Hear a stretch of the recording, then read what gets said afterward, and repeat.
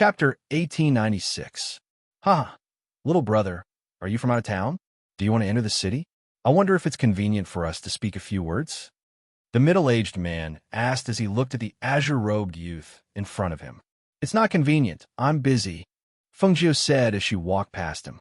The middle-aged man didn't stop her and just stared at Fengjiu, who was walking inside, before continuing to walk forward. After entering the city, Fengjiu didn't stop. The place she had agreed to meet with them wasn't Floating Cloud City, but a town below it. From here, it wouldn't take more than half a day to reach. She just didn't know if the others had arrived or not. After entering the city, she continued to walk through the streets, squeezing through the crowds. She didn't need to turn her head to feel that someone was following her, one in the light, one in the dark. The corners of her lips curled up slightly, revealing a smile. Along the way, when she passed by a wine shop, she took out a wine gourd from her space and filled it with wine. She drank as she walked, leisurely and contented. The two people following her had been paying attention to the azure-robed figure in front of them. The scene outside the city gate, others didn't notice, but they did. The youth had suddenly appeared using a transmission scroll, but ordinary transmission scrolls didn't have that kind of light. It was clear that the thing he had was extraordinary.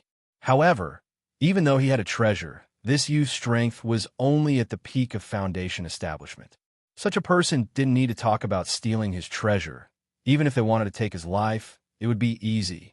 In particular, this youth didn't have the slightest bit of vigilance. They had been following behind him all the way, but he didn't even turn his head to pay attention. It was clear that if he had such a treasure, even if they didn't steal it, it would have been taken away by someone else.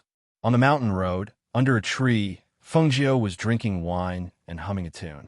She leaned against the tree and rested with her eyes half closed, giving the people following her an opportunity. She held the wine in her arms and narrowed her eyes, looking as if she had fallen asleep. At this time, not far away, two people came out from behind.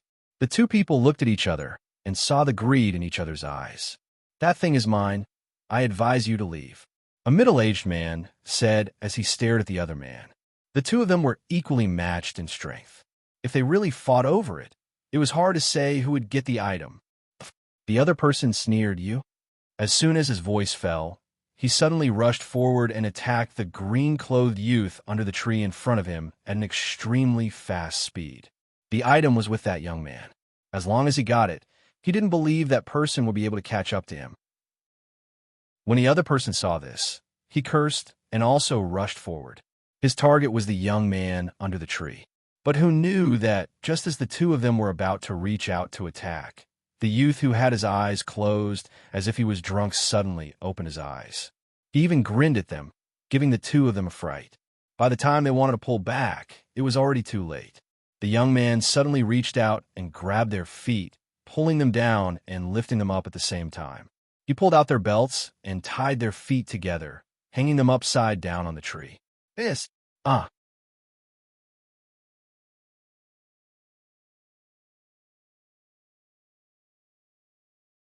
Fengjiu saw that it was the bearded man. However, his beard had been shaved, and he appeared to be in high spirits. All right, let's go. The rest of you wait here. Also, tear off the mark of your black clothes to prevent others from recognizing you. She pointed to the badges on their arms that were printed on their clothes. Thus, a few of them tore off the mark of their badges and burned them. Then, they followed Fengjiu into the city. Chapter 1898. As that person spoke, he moved closer to Fengjiu and sniffed, but before he could get close, Fengjiu ordered him to retreat. Stand still. Fengjiu glanced at him and said, What do you think you look like? Once we enter the city, we can have as much wine as we want. Do you think we can forget about you?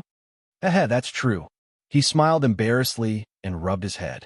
Thinking that he was finally free after being locked up for so many months, his mood was unusually good. They chatted and laughed along the way. After entering the city, they all followed Fengjiu's side in an orderly manner. They bought almost all the suitable clothes in the city's clothing stores and ordered 2 roast pigs and some spiced beef from the restaurant. Then they went to the wine shop and bought more than 10 large jars of wine. They put everything in everyone's Cosmos bags and walked around the city before going back to the restaurant to get the roast pigs. As the sky gradually darkened, several bonfires were lit in the small forest.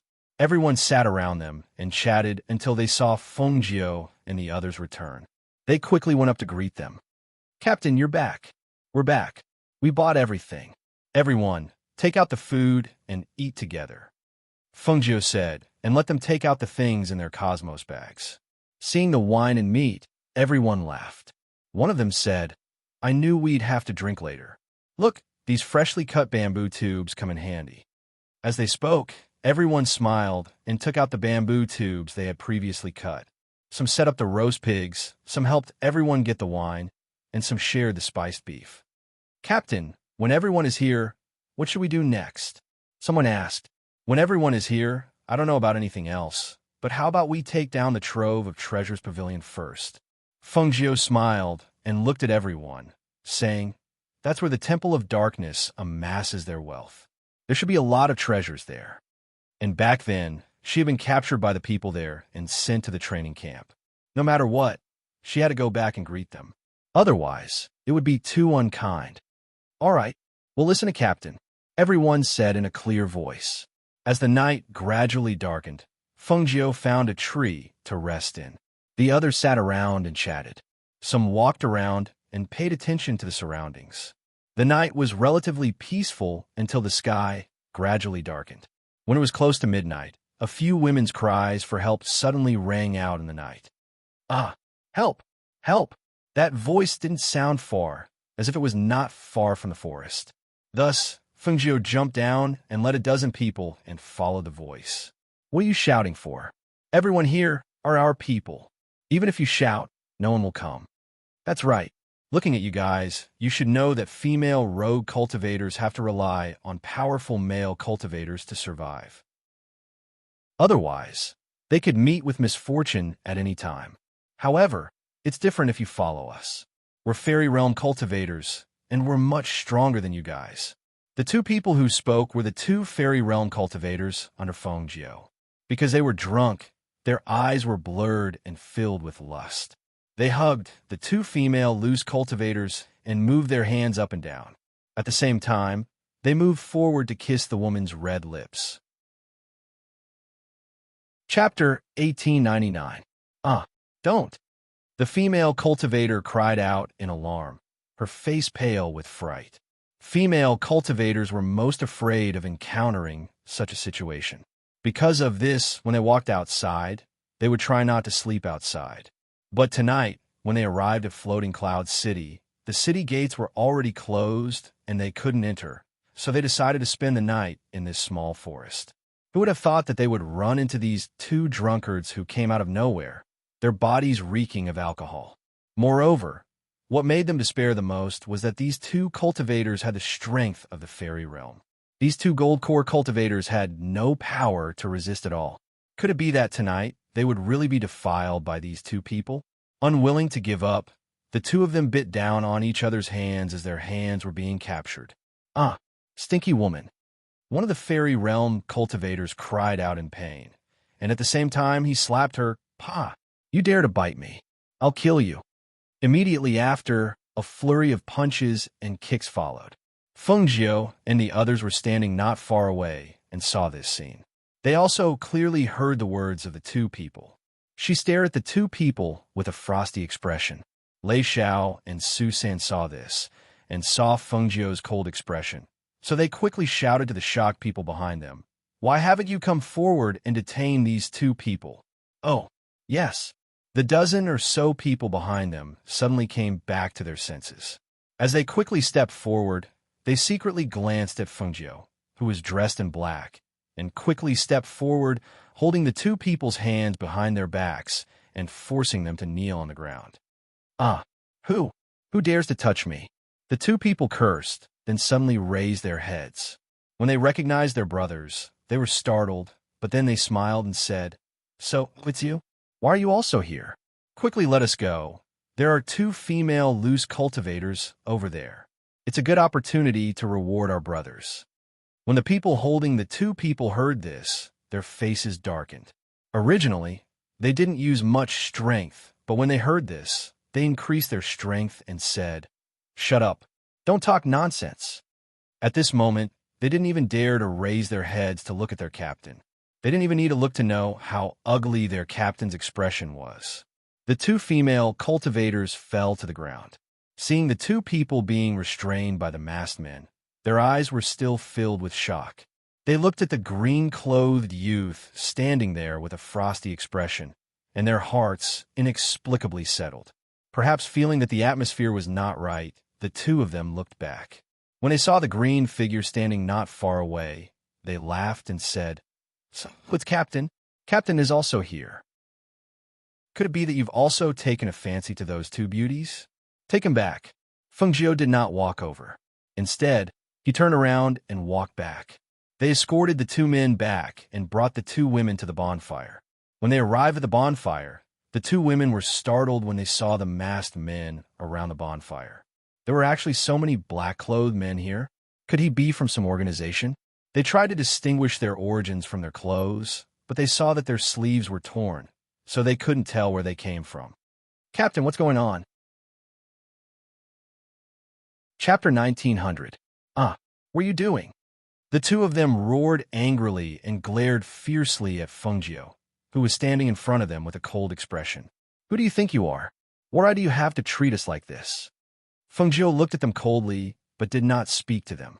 Instead, she looked at the crowd around her and said, "Back then, I gave you a chance to leave, but you chose to stay. I also told you about my rules. If you break my rules, I will not let you off easily." Her voice was neither fast nor slow. However, when the crowd heard her, they felt a cold aura sweep across their hearts. The murderous intent that could not be ignored was also clear, causing them to tremble in fear. "Leader, we will never dare to forget your words. From the moment we decided to follow you, we are your people." The crowd's voices were clear and solemn. At this moment, the two people who were forced to kneel on the ground were slightly startled, as if they had thought of something. They lowered their heads for a moment, but in the next moment, they raised their heads again, their eyes filled with hatred. "We said that we would follow you. So what? You're just toying with two women. Is it that serious? You're the weakest among us. You're only at the peak of the nascent soul stage. What right do you have to control us, fairy realm powerhouses?" When the crowd heard this, they frowned under their masks. "Are these two people trying to court death? Let them go," Feng Jiu said to the cultivators who were holding the two people captive. As soon as she finished speaking, the cultivators who were holding the two people released their hands and retreated to the side. When the two people regained their freedom and stood up, they saw a green figure flashing in front of them and waving a fist towards them. The two of them looked at each other and gritted their teeth. They wanted to teach him a lesson so that he would not think that they, as fairy realm powerhouses, had to listen to him. However, even if the two of them joined forces, their speed and strength were too weak. They cannot be compared to Feng Jiu at all. When she waved her fist, it hit one of the fairy realm powerhouses. Bang! Crack! A heavy punch landed, and the sound of his sternum breaking could be heard. The fairy realm cultivator cried out in pain, and his entire body bent over. When he spat out a mouthful of blood, he spat out a mouthful of blood. Whoosh! Bang! Crack! Hiss! Feng Jiu raised her foot and kicked the other man's leg. That man gasped and felt his knees. Feng Jiu raised her foot and kicked, breaking the other man's leg. Everyone's eyes flickered as they watched. They already knew that their captain was very powerful. This time, when they saw him fight, the speed and strength of his attacks made them very suspicious. Was he really just a nascent soul cultivator? That day, they had left early and did not see the battle between him and the people from the Temple of Darkness. All this time, they had not been able to figure out his cultivation level, but they were sure that his strength was definitely not at the peak of the nascent soul realm. Bang! The two figures were kicked high into the air. After hitting the branches above, they fell heavily to the ground. They lay on the ground and groaned, unable to get up for a long time. Chapter 1901. Are cultivators of the fairy realm considered powerful? Feng Jiu looked at the two men lying on the ground and asked, "You're already so proud with your current strength? Are you allowed to do evil now?" Are you allowed to be arrogant now?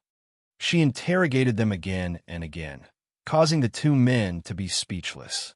She did not know if they were speechless from shame or because they were beaten to the point that they could not speak. They only knew that they were lying on the ground with their heads lowered, their bodies twitching slightly. Fengjiu stared at the two men, then looked away indifferently. His voice was cold as he said, "Lei Xiao, kill them." When he said this, the two men on the ground were finally shocked.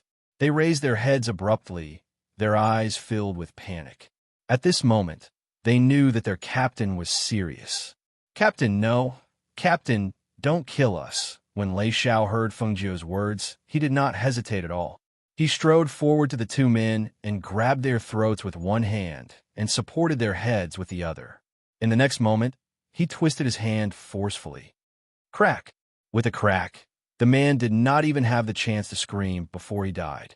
The other man was the same. He did not even have time to beg for mercy before he died in Lei Xiao's hands. When the surrounding people saw this scene, they were all silent. They felt that it was only natural. At the same time, they were alarmed. The fate of these two men would always remind them of the consequences of breaking the rules. Fengjiu turned around and looked at the crowd.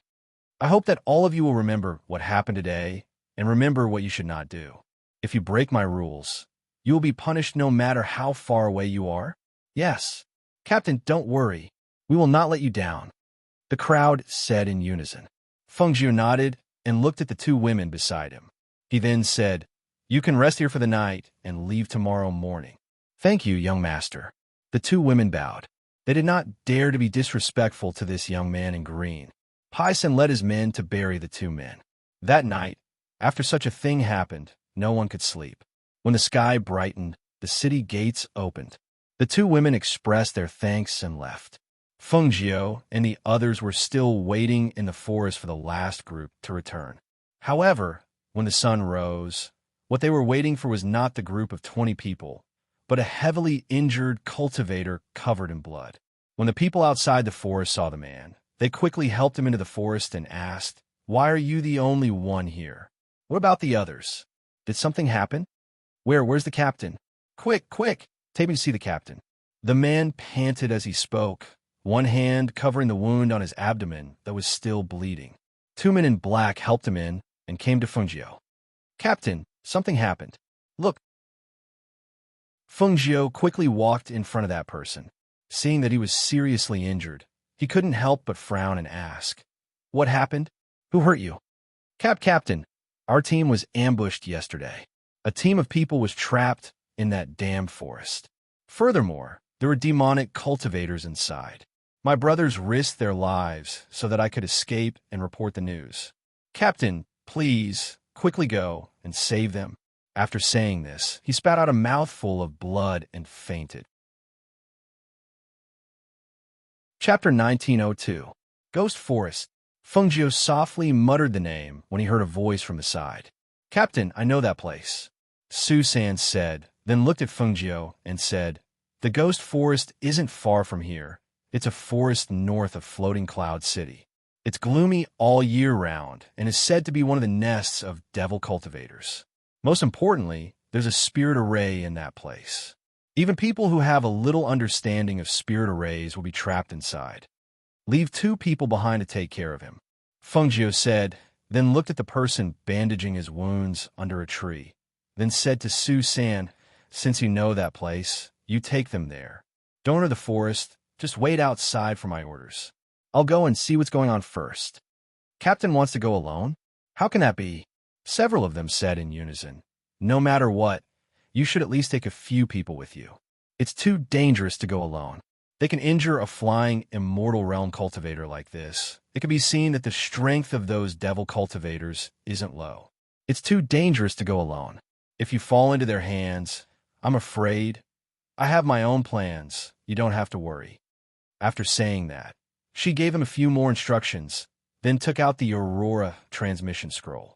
Seeing that the ghost forest was also on it, she poured her spiritual chi into it. Then it turned into a ray of light and streaked across the sky. Everyone was dumbfounded when they saw this scene. What kind of treasure was that? How could it disappear in an instant? That wasn't an ordinary transmission scroll. right? They didn't think too much about it and quickly got ready to set off. You two stay behind to take care of him and wait for us to come back, Susan said to the two people who were bandaging the injured man. Okay, then you two be careful and go quickly. Don't let Captain wait for too long. The two said. Understood, Susan replied, then looked at Lei Xiao.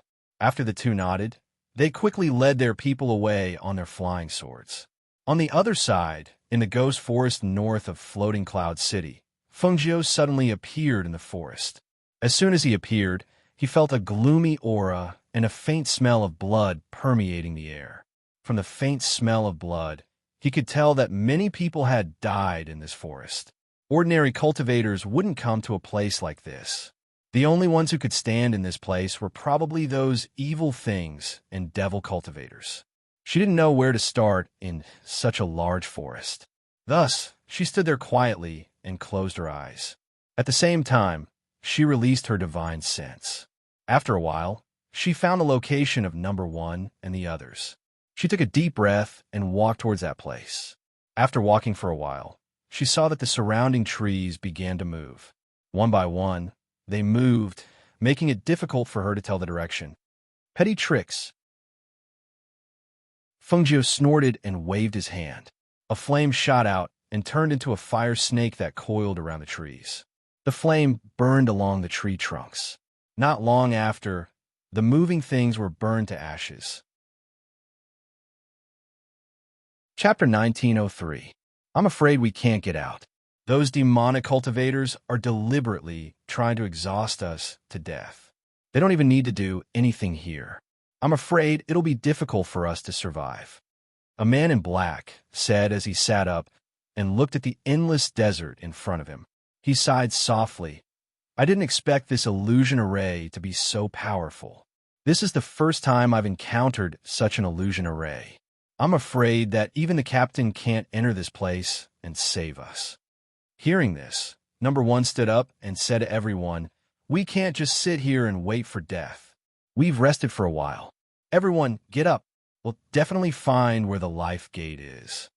But none of us are proficient in formations. Have you forgotten that we accidentally barged into a few death gates and got ourselves injured? We almost died here. Furthermore, the direction in here keeps changing. We originally had no way to find it. So what?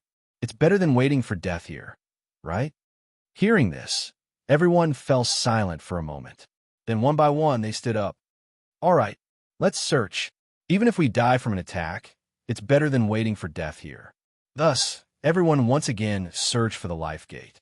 They walked in this illusion array and groped around. Every step they took was very careful.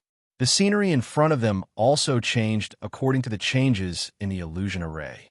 The wind and sand flew, and the sun shone brightly, making it difficult for them to move. Look, there's a rock over there. A man in black said as he pointed at a large rock not far away. In this illusion array, anything could be the key to breaking the illusion array. Let's go take a look. As everyone spoke, they quickly walked forward. When they arrived, they surrounded the rock and looked at it. Then they discussed, let's move it and take a look. If it's not the life gate, I'm afraid it'll be dangerous again. All right, let's move it. As everyone spoke, one of them went forward to move the rock. The moment the rock moved, a dark and eerie hole suddenly appeared under their feet. The people standing there were caught off guard and fell into it. When number 1 saw the sharp blades pointing upwards, he couldn't help but be shocked. He quickly took out a magic tool and threw it downwards. Just as the magic tool became bigger, the people above also fell down one after another. They all fell onto the magic tool. Everyone cried out in alarm and came back to their senses. A sense of lingering fear emerged in their hearts. We really made a trip to the gates of death. If it wasn't for number 1's magic tool, I'm afraid we would have all been turned into hedgehogs. However, at this moment, the sound of metal object colliding was heard. Everyone raised their heads to look and saw that the cave entrance was covered by a black iron cover. At the same time, loud laughter was heard. Look, these bastards jumped into the hole one by one. Didn't I tell you? We don't even need to do anything to deal with them. Ah, that's right. However, These people have fallen into our hands. No matter what, we have to play with them. How do you want to play? More than 10 demonic cultivators surrounded them and stared at the people in the hole. They laughed sinisterly and proudly. Why don't we pour some oil on them and burn them to death? Or would it be better to pour some water down here and watch them drown? When number one heard this, he looked around and said, I'll go up on my flying magic tool. You guys try to cut open that black iron cover or push it away. Chapter 1904. Ha ha. You want to come up? Let's see if you have the ability. Laughter could be heard from above. Then, some oil was poured into the cave. The oil splashed down and landed on their bodies. It was a little pungent. Then a few balls of fire flew in. Without needing to speak, the people inside worked together to extinguish the flames. However, no matter how fast they extinguished the flames, there were still tongues of fire that reached the oil. In an instant, the oil was set ablaze. One of them was on fire. The scorching heat made him cry out in surprise. The people beside him quickly shouted, Take off your clothes. Seeing the people below on fire, the devil cultivators above laughed loudly. Look at them. How interesting. Just as they finished laughing, a cold voice suddenly came from behind them. Is it very interesting? Why don't you go down and try? When the voice suddenly came out, the devil cultivators above were shocked. They quickly turned around and saw a green figure rushing up. Before they could even see his face clearly, one of them had a cut on his throat.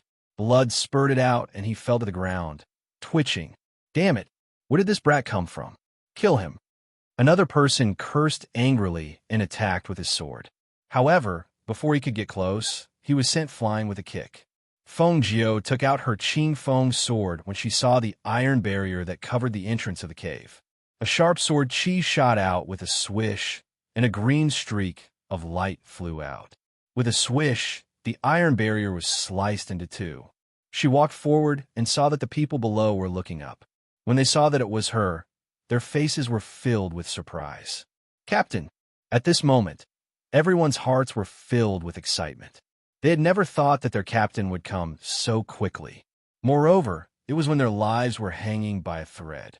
Their hearts, which had originally given up all hope, could not help but be pleasantly surprised, excited, and shocked when they saw that handsome face. Come up quickly. As Feng Jiao spoke, she turned around and glanced at the devil cultivators holding long swords. She saw that they were also at the fairy realm.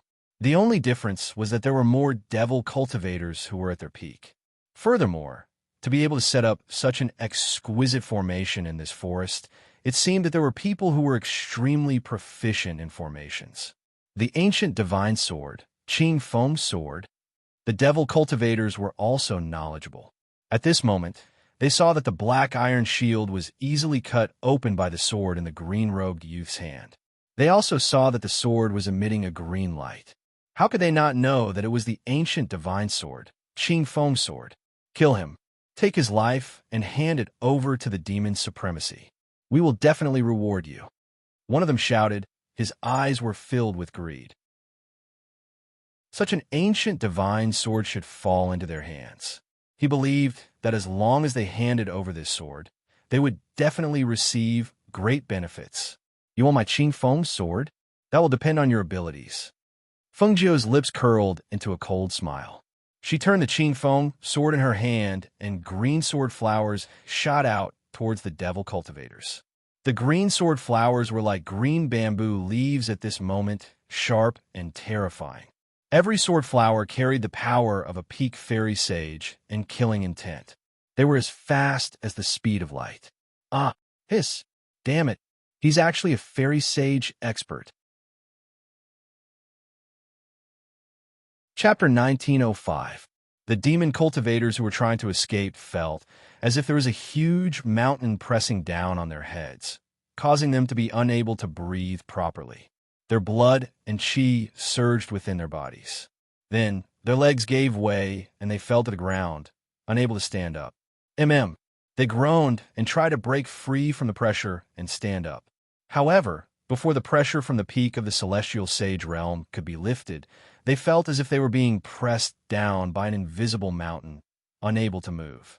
When number one and the others escaped from below, they saw that the dozen or so devil cultivators had all fallen to the ground. Moreover, there was a powerful airflow surging in the air. None of them could stand up, and some of them even spat out blood. Immediately after, they saw the green sword in the captain's hand turn, and a cold light shot out. With a swoosh, those people were cut in half. Ah! Mournful screams rang out in the forest, as if they had broken through the sky. They were extremely sharp and ear-piercing. As more than a dozen people died, the smell of blood in the air became extremely thick, causing people to have a nauseating feeling. When number one and the rest saw this scene, they were shocked. Their hearts skipped a beat as they looked at the young man who was standing at the side with a calm expression. They could only feel a wave of shock in their hearts. Although they knew that their captain was extremely outstanding, it was only at this moment that they found out that he was actually at the peak of the celestial saint realm. Moreover, he even had the ancient divine sword, Qing Feng, in his hand, which allowed him to easily kill more than a dozen fairy realm experts. Such shocking power and such clean and efficient methods really shocked them. Take their things and look through them. See if there are any books on formations among them, Fengjiu said as he looked at the group of people who were in a sorry state. Yes, everyone came back to their senses and hurriedly went forward to take the cosmos bags and interspatial rings from the devil cultivators. They rummaged through them and finally found a worn-out ancient book on formations in one of the devil cultivators' interspatial rings. Captain, there really is one. One of the black-robed men handed the ancient book on formations to Fengjiu. Fengjiu glanced at it and took it. Then he said to them, "You can divide the other things among yourselves. Also, treat your wounds and follow me out." "Yes. Thank you, Captain." Everyone agreed and thanked him happily. After all, these demonic cultivators had a lot of things on them. After their wounds were bandaged, Fengjiu passed them some water and let them drink a few mouthfuls before leading them out of the forest. Following behind Fengjiu, everyone's gazes were filled with curiosity. They watched as their captain casually walked through the formations like it was his own backyard. He easily avoided the formations and led them out of the forest. They couldn't help but feel curious. What was the origin of the captain? Did he sneak into the Temple of Darkness himself? With such strength and ability, it could be seen that his background was definitely not low. Lei Xiao, Su San, and the others hurriedly arrived outside the ghost forest. They kept looking around, wondering if they should go in and take a look. Then they saw familiar figures walking out. "Look, they're out!" Someone shouted in surprise. Chapter 1906. "I'm fine," Fengjiu said and looked at number one and the others. "Give them something to eat." "Okay."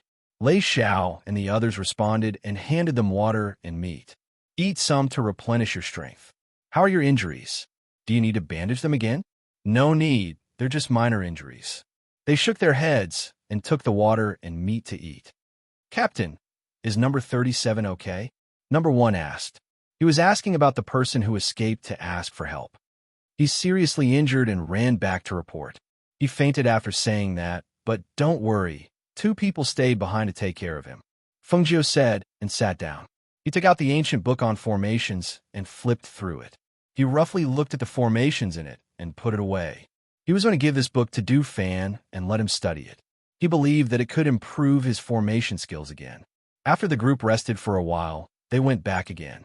About 2 hours later, they returned to the small forest and met up with the other 3. After everyone had arrived, Fengjiu changed the injured people into normal clothes and asked them to go to the Trove of Treasures building to find a courtyard to stay in and heal their injuries first. The other team went directly to the Trove of Treasures building to inquire about the good news and wait for orders before taking action. She used the Aurora transportation scroll to go back to Elder Tan's place to take a look. Therefore, in the evening, when the sky was getting dark, Fengjiu entered the town and went to the market. She bought 2 caddies of spiced beef and a jar of wine and went to Elder Tan's courtyard. When she arrived at the courtyard, there was no one inside. Therefore, she put the things on the table and found 2 wine bowls. When she was done, she saw Elder Tan push the door open and come in. When he saw Feng Jiao sitting in the courtyard, he was stunned. "Grandpa Tan, you're here? I bought spiced beef and wine. Come and try it." Feng Jiao smiled and sat down at the table. At the same time, she poured wine into the wine bowl. Elder Tan, who came back to his senses, was stunned. He put down the things and walked forward. After sitting down at the table, he stared at Feng Jiao. "You're okay? How did you get out?" He could still get out after entering that place? It was not simple. "I already said that I'll be fine." Feng Jiao squinted her eyes and said, "I left after I was done there. By the way, I brought out all the people who were caught with me and destroyed their territory." Elder Tan was speechless when he heard this. He stared at him speechlessly. "Come, let's not talk about that. Try this wine." She gestured and took a sip. Elder Tan calmed down and picked up his wine to suppress his shock. Regardless of whether it was true or not, to be able to sit here and say these words, it seemed that there should be some truth to it. However, this side had not received such news yet. The people from the Endless Treasures Pavilion probably didn't know about it yet, right? Since you left, why did you still come back here? What else do you want to do? He couldn't be thinking of making a move against the Endless Treasures Pavilion, right? When this thought appeared, Elder Tan was shocked. Hee, didn't I want to come back to see you so that you won't keep worrying? Besides, I still have some things to deal with here, so I came back. After I'm done, I'll be leaving. I don't think we'll have a chance to see each other again. Chapter 1907. Elder Tan drank another mouthful of wine to suppress his shock as he sized up the youth in front of him. Even he couldn't tell his cultivation level. So, just how strong was he? To be able to come out of that place alive, it was obvious that he wasn't an ordinary person. He really didn't think that he would have misjudged him. When he first saw him, he thought that this youth looked simple and honest, so he helped him. Now that he thought about it, if he hadn't brought him in, he probably would have had the ability to go in by himself, right? The two of them drank wine and ate meat in the courtyard, but didn't chat much. When the sky darkened, she said to Elder Tan, "I'm leaving. I'm going out for a stroll." She wanted to go out and gather information and wait for the next move. Elder Tan looked at her and only nodded, saying, "Be careful." Then he turned and went into the room. Feng Jiao smiled, then stepped out of the courtyard, closing the door behind her, and walked into the night market. At this moment, in another part of the Temple of Dark Night, a masked man held a portrait in his hand and looked at it. When he saw the beautiful woman in the portrait, he narrowed his eyes and murmured in a low voice, "Is this your true appearance, Feng Jiao? You really are peerless and unparalleled in your generation." I really didn't think that I would be defeated by a woman one day." He looked at the woman's crafty and clear eyes in the portrait, as if she was mocking him. He tugged at the corner of his mouth, revealing a smile. His finger brushed across the woman's face in the portrait, brushing past the confidence between the beautiful woman's brows, then landing on the slightly raised corners of her lips, revealing a demonic smile. "You're indeed extraordinary, extraordinary. Tell me, how should I repay you?" He murmured softly, his deep eyes seeming to be deep in thought, thinking of a way to deal with her. On the other side, Xianyuan Mose stood in a courtyard with his hands behind his back. He looked at the horizon, his brows slightly furrowed. He hadn't heard from Feng Jiao for so long. Where did she go? Calculating the time, he had already been here for quite some time. He had also asked his subordinates to inquire about her whereabouts, but they were still fruitless. Even Murong Yixian, who had brought her over, didn't know where she had gone. At this moment, Hui Lang ran in excitedly. Master, there's news about the ghost doctor." Hearing this, Xianyuan Mose immediately turned his head, and a light flashed across his deep eyes. "She appeared? Where is it?" In his tone, there was an eagerness and joy that even he himself did not notice. The ghost doctor should have snuck into the Temple of Dark Night. The latest news is that the Temple of Dark Night's headquarters has been turned upside down. Moreover, there are many large craters caused by the explosion of fire cylinders at the scene. There are countless casualties, and it's a complete mess. Hui Lang said excitedly. His eyes were filled with admiration. I knew that the ghost doctor was very powerful. There hasn't been any news for such a long time. Once there's news, It's earth-shattering. This news hasn't spread yet. It's only because our people over there noticed it that they investigated it and reported it back. Speak clearly. How is she? Where is she now? Xinyuan Mose said with his hands behind his back.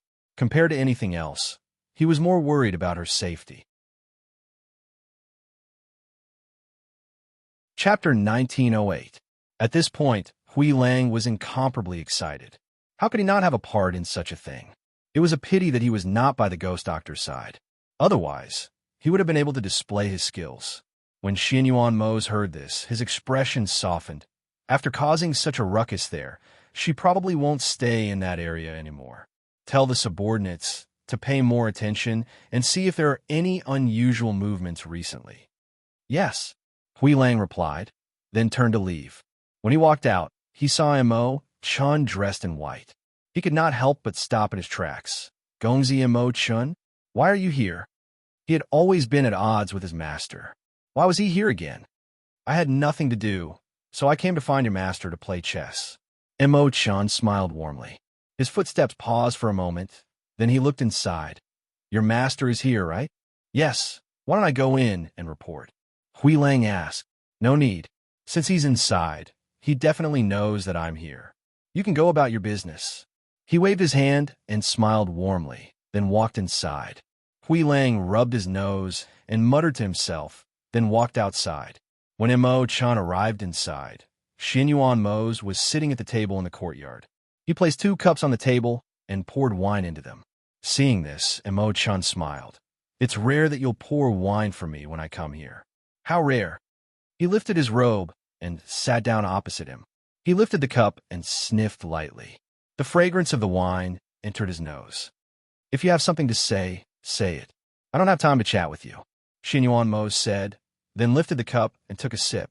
Hearing this, Mo Chun said, It seems that you've also received the news about Agio. If there are no accidents, she will be back soon. Xinyuan Mose glanced at him and did not say anything. But when he saw that he finished the cup of wine in 2 mouthfuls, his eyes flashed slightly. What kind of wine is this? It's very mellow and has a rich aftertaste, Mo Chun said. After downing a cup of wine, she felt like she hadn't had enough. Thus, she poured herself another cup. It's really good wine. A smile appeared on Mo Chun's face as she looked at Xinyuan Mose. How could you bear to bring out such good wine to greet me? She downed 1 cup, then drank another. Xinyuan Mose slowly tasted the wine. Before he could finish the glass in his hand, he saw that Mo Chun was already pouring the 4th glass. She saw that his face was slightly flushed and his gaze was slightly dazed. She couldn't help but smile. This is a mortal drunkenness, also known as 3 cups down. Right after she finished speaking, Mo Chun's body swayed slightly, and she fell to the ground. Ing-yi, Xinyuan Mose called out. Master. In the dark, Ing-yi came out. Throw him into the brothel for me. Have someone take good care of him. Xinyuan Mose took a sip of the wine and said in a low and magnetic voice unhurriedly. Hearing this, the corner of Ing-yi's mouth twitched. He was wondering why his master would take out a mortal drunken wine for young Master Mo Chun to drink. So it turned out this was his plan. He lowered his head slightly and replied, Yes. He quickly walked forward and picked Mo Chun up, bringing him to the brothel. On the other side, after Fengjiu and Lei Xiao gathered together, they began to discuss. Chapter 1909. In addition, divide everyone into 3 teams.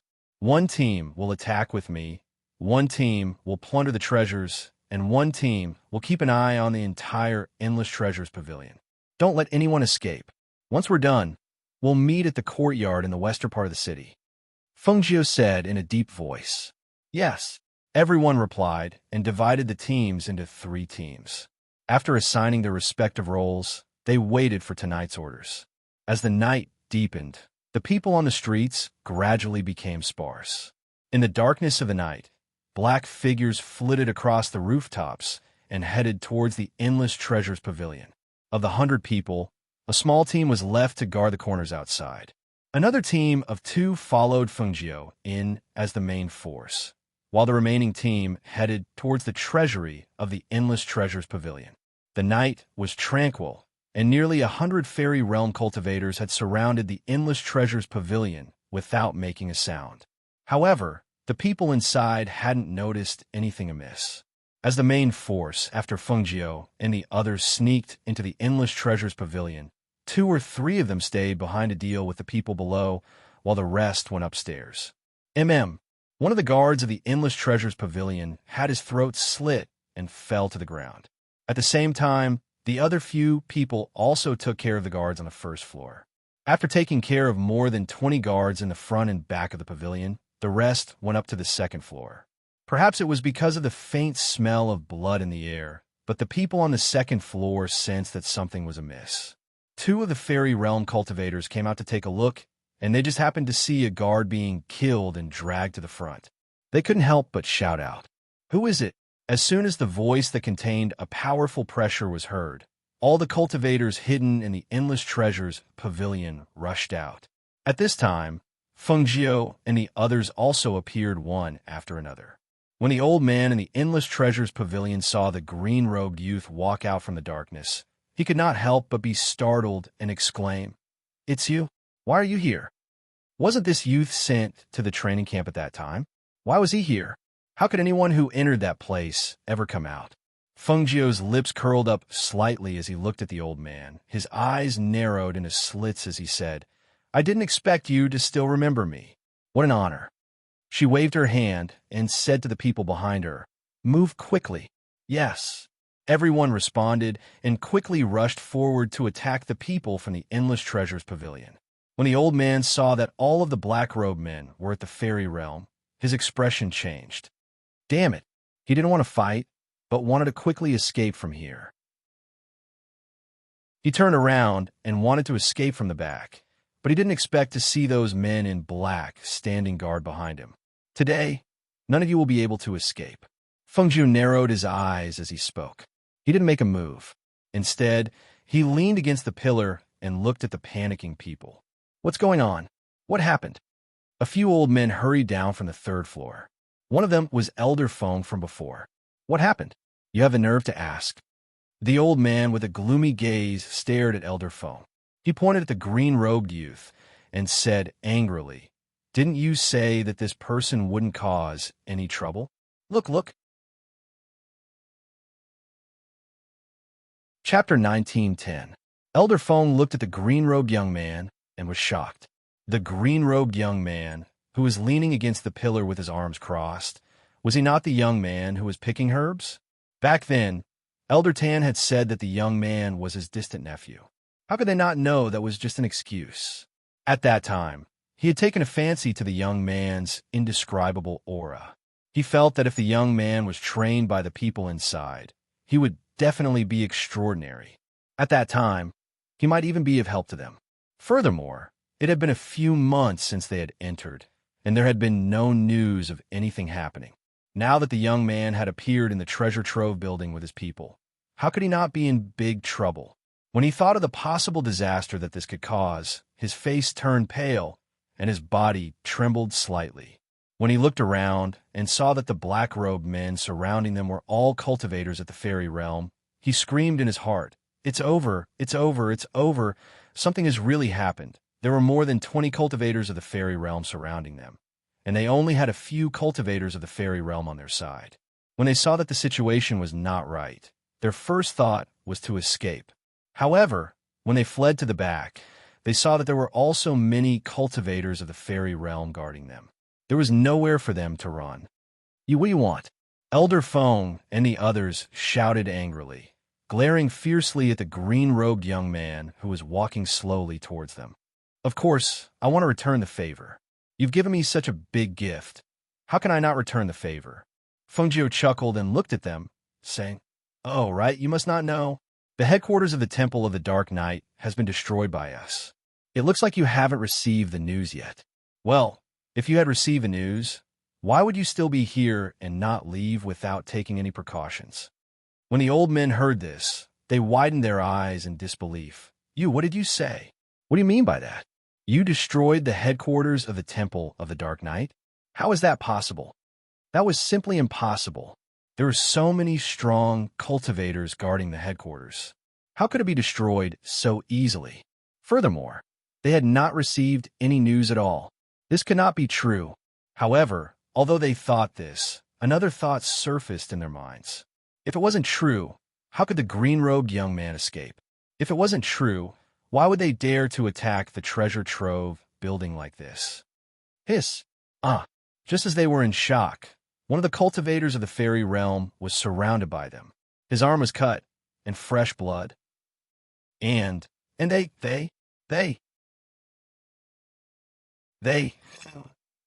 and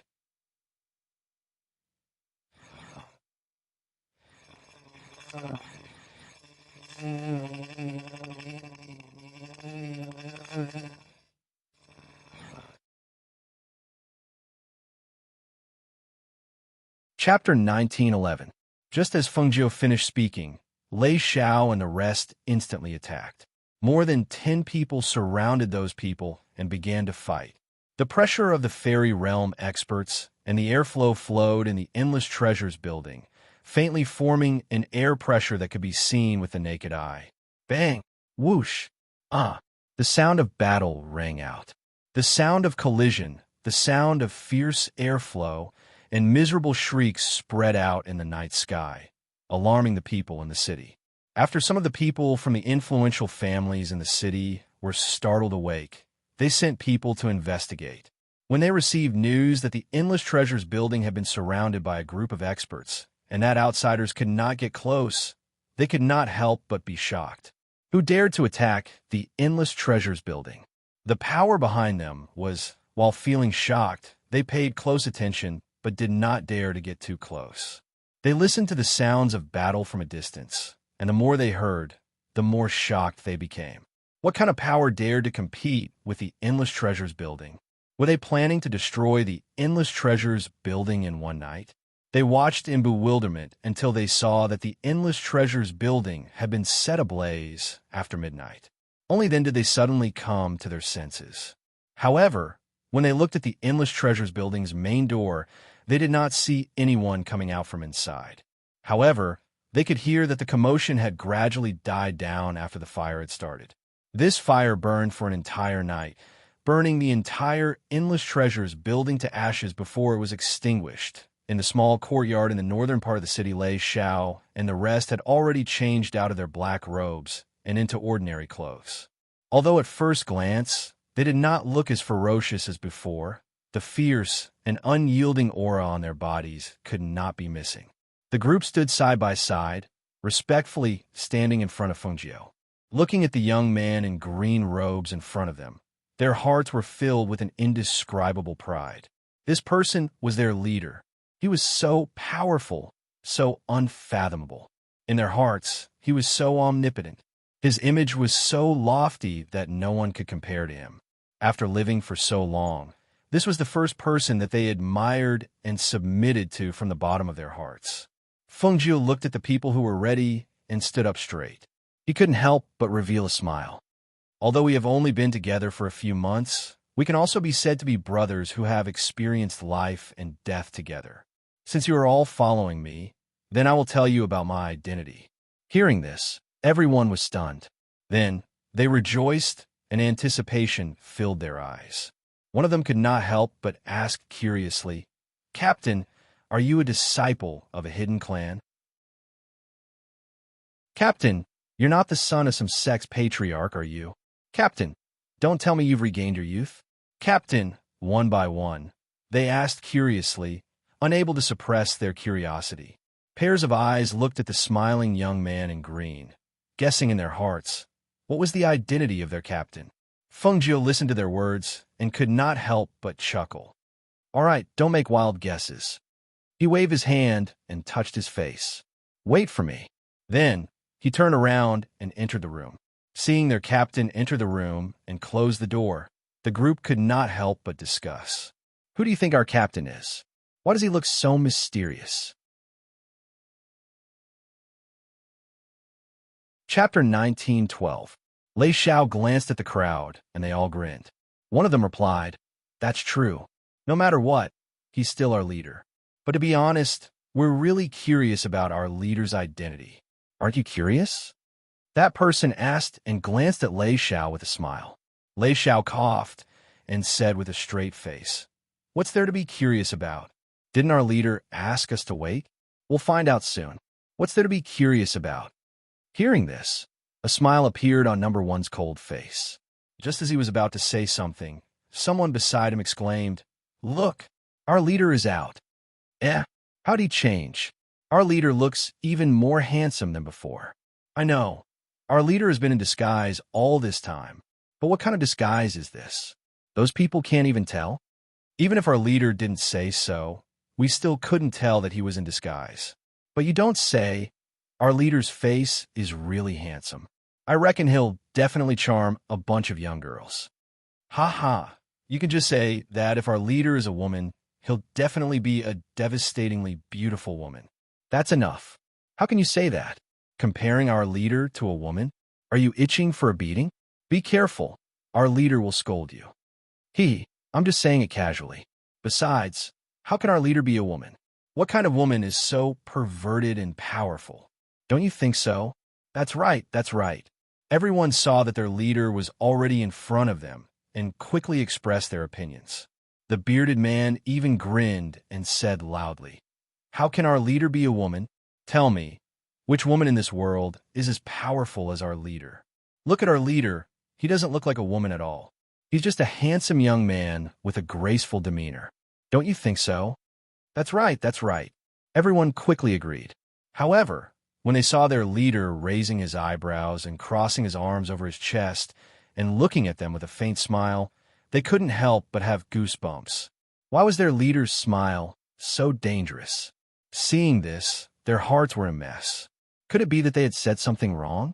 Although the bearded man was thick-skinned, he still felt his hair stand on end when he saw the smile on his captain's lips. He couldn't help but rub his head and smile sheepishly as he said, "Captain, don't be angry. We're just joking. Really, you're just a little better looking and more handsome. You really don't look like a woman at all. Really." "Oh, is that so? Don't I look like a woman?" Feng Zhou glanced at him coldly, his eyes still smiling. Although he was smiling, the bearded man couldn't bring himself to smile. He immediately pulled a long face and said, "If anyone dares to say that Captain looks like a woman, I'll get angry with them. We're all men, and we've slept on the same bed. You've even seen me running around naked. How could it be a woman?" Feng Zhou chuckled. That chuckle made the bearded man's hair stand on end. Why did he feel that something was wrong? What exactly went wrong? He scratched his head, but couldn't figure out. Chapter 19:13. What a coincidence! I am a woman. Everyone's expression turned strange when they heard this. Did they hear wrongly? The captain said that he was a woman? Everyone couldn't react for a while. Their eyes kept looking at him from left to right, up and down. Other than the captain's face being a little too handsome and his figure being a little weaker than theirs, he didn't look like a woman at all. "Captain, you're joking, right?" The bearded man said embarrassedly. At this moment, he did not believe that the captain was telling the truth. He simply thought that he was joking. This was clearly a young man. How did he look like a woman? Do I look like I'm joking? Feng Zhou glanced at him and said with a faint smile, "Didn't I tell you to pay attention to your image and not take off your clothes?" "What? You've forgotten so quickly?" So, Captain, you were really a woman?" When he heard this and recalled the scene, his face gradually turned from red to white, then from white to red. He stuttered as he spoke. He was so embarrassed that he could not lift his head. He lowered his head and did not dare to lift it up. It was as if he wanted to find a hole in the ground to hide in. He was too ashamed to face anyone. When the others saw this, they all widened their eyes in astonishment. They looked at the young man in green with dumbfounded expressions. He was really a woman? This young man with a noble aura from head to toe. They had thought that he was a young master from some aristocratic family. But now he said that he was a woman. She really didn't have the slightest bit of a woman's demeanor and appearance. Which woman would have such an unbridled and confident expression between her brows? What kind of woman would have a noble aura and also a faint demonic aura? Captain, you're really a woman? One of them could not help but ask. He felt that his mind was in a mess. Since when were the women in this world so abnormal? When the crowd heard that question, they all held their breaths and looked at the figure in green. They pressed one hand to their chest and felt the sound of their hearts beating. Each beat was stronger than the last, as if it was about to explode. This is too unbelievable. How could a woman endure the same hardships as them? How could she endure the same hardships as them? Why would he not care about anything, sneak into the training camp, and sleep on the same bed as them? Thoughts and questions surfaced in their minds. Even though they heard the captain say it himself, they still did not dare to believe that it was true. As for the bearded man, his face had already turned red. He lowered his head and shrank to the back. Fengjiu looked at the crowd and smiled. That's right.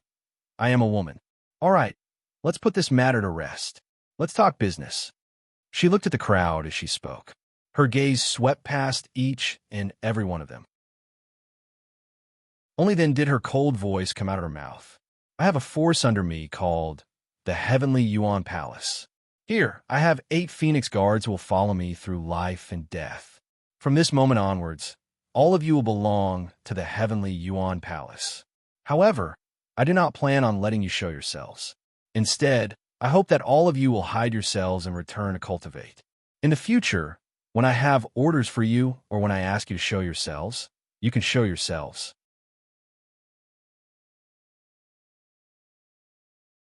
Chapter 19:14. Hearing this, everyone looked at each other as if they had something to ask. After a slight pause, Lei Xiao asked, Captain, from today onwards, are we also members of the Phoenix Guard? Feng Zhou glanced at them and took out Phoenix Guard tokens from a space and handed them over. At the same time, she said, when I don't need you, you can go back to your previous lives. You can also find a place to cultivate. You can also become mercenaries. You can also help the Tianyuan Palace recruit more cultivators. However, there is one last thing you have to remember. Tianyuan Palace isn't a place that anyone can enter, and not just anyone can become my subordinate. Treacherous people, ruthless people without a bottom line, evil people, rapists are not accepted. She spoke word by word, and her voice slowly entered everyone's ears. At the same time, when you go out, you have to always remember my rules. You can't bully the weak with your own strength, and you can't use Tianyuan Palace's name to cause trouble outside. If you encounter something you can't solve, you can ask for help from the forces under Tianyuan Palace. I will tell you the markings later. When everyone heard this, they held the Phoenix Guards in their hands and solemnly and powerfully replied, Yes. Captain, rest assured. Next, Feng Zhou told them some of the markings of Tianyuan Palace. At the same time, she also told them to pass on messages and some things that they needed to do in the future. Finally, she let everyone leave. What are you still standing here for? Feng Zhou glanced at the man with a bitter face. Although he originally had a beard, he was much more handsome after shaving. Captain, you saw me naked. Tell me, how am I going to get a wife in the future? He stood there with a red face. Everyone else had left, but he was still standing there. Hearing this, Feng Zhou smiled. Is that so? Then do I need to take responsibility? As she spoke, she took out 3 silver needles. As long as I prick you a few times, you won't need to get a wife in the future. At that time, I will naturally take responsibility for you until the end. Prick me a few times? Captain will take responsibility for me until the end? He was stunned and asked with a puzzled expression, Why did the captain put me in charge after a few stabs? Feng Zhou smiled maliciously. He played with the silver needles in his hand and said slowly, You can't get it up, so you can't get a wife. Since you can't get a wife, I will take responsibility for you until the end. Hearing this, he shuddered. His whole body tensed up, and he quickly took a few steps back. No, I was just kidding. Captain, I'll go first. As soon as he finished speaking, he tensed up his body and quickly left. Looking at his sorry figure, it felt like he was fleeing. Feng Zhou snorted as he looked at the figure that flew out of the room. He put away the silver needles and flicked his robe. It had been a while since they left. Thinking about it, Du Fan and the others should have established a firm foothold here. The only question was how their forces were developing. Now that the matter was settled, it was a good time to go back and take a look. Calculating the time, perhaps they should also be here. Chapter 19:15. Outside the town, where the Nayland family was located, nearly 100 people from both families were quarreling. Didn't you say that you were going to pick up the bride today? Look at what's happening now. Where's the groom? The groom ran away, and you sent this person to pick up the bride. Does your Yang family really think that just anyone can marry into our Wan family? If you don't give us an explanation today, I won't let this matter rest. A middle-aged man, who was the leader, said angrily. A good marriage was ruined just like that, and they even dared to send someone who wasn't presentable to fool them. They were too hateful. Brother Yang, don't be angry. Let's talk about this properly. The patriarch of the Ruan clan wiped his sweat, his face full of shame. I really didn't know that my unfilial son actually ran away from the marriage, and even called a branch relative of the clan to come and fetch the bride. This matter is my fault. My fault. I apologize to you here. The Ruan family head said apologetically and bowed to the person in front of him. Brother Yang, you see, this matter can't be discussed here. There are a lot of people coming and going outside the city. It's not good for the second young lady's reputation. Don't you think so? Let's go back to the house and talk about it. Now you want to talk about it? Your Ruan family is too much of a bully. Just as they were talking, they suddenly heard a scream. When they heard that the scream came from above, everyone instinctively looked up. Ah! Fengjiu exclaimed. She lost her balance and fell from the sky. Before she could stabilize her body, she fell into the sedan chair. Bang! After the heavy crash, 2 muffled groans could be heard. Everyone looked at the sedan chair that was directly smashed and was stunned. It took a while for them to recover. Waiter! Father Yang suddenly came back to his senses and cried out in alarm.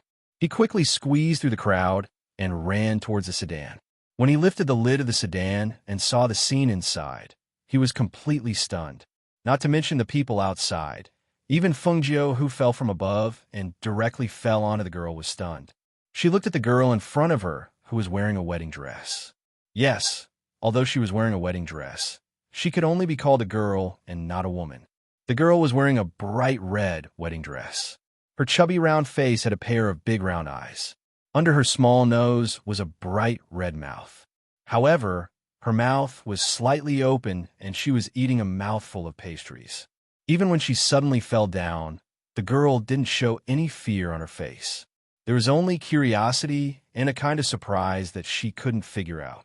What made her even more astonished was that this chubby girl suddenly threw away the pastry in her hand and actually reached out to hug her tightly. She even shouted words that made her extremely speechless. Father! Father! I want him.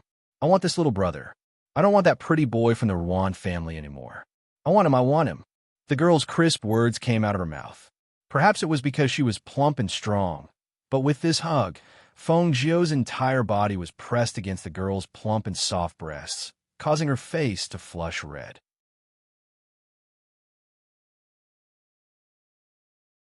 Chapter 19:16. Little brother, you're so good-looking. Be my groom.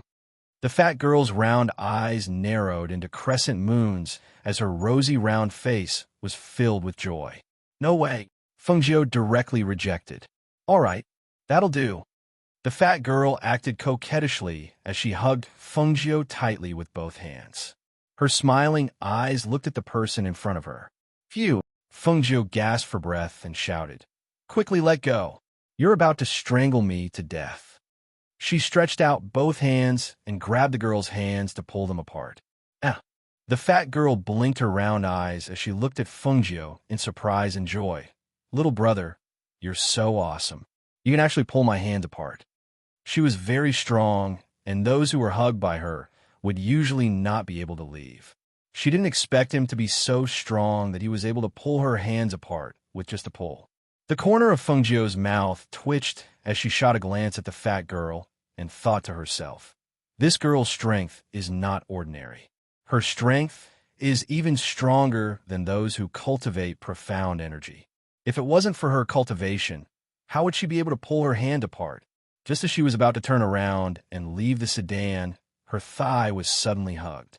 She couldn't help but stiffen as she turned around to glare at the fat girl in anger. Let go. Little brother, where are you going? Bring me along. The fat girl smiled fawningly as she hugged Fengjiu's thigh and refused to let go. Fengjiu's forehead was filled with black lines as she didn't speak to the girl anymore. Instead, she turned around to look at the middle-aged man standing outside the sedan. This is your daughter? Yes, yes. Family head Yang met the youth's serene gaze and couldn't help but nod. Since she's your daughter, why aren't you pulling her away? It wasn't that she didn't have a way to leave, but if she forcefully shook her off, she would probably hurt this fat girl. Family head Yang looked at Fengjiu and didn't know why he was somewhat fearful of this youth. He hurriedly shouted to his daughter, "Shower, quickly let go of this gentleman. You can't hug him like this. Quickly let go." Waiter?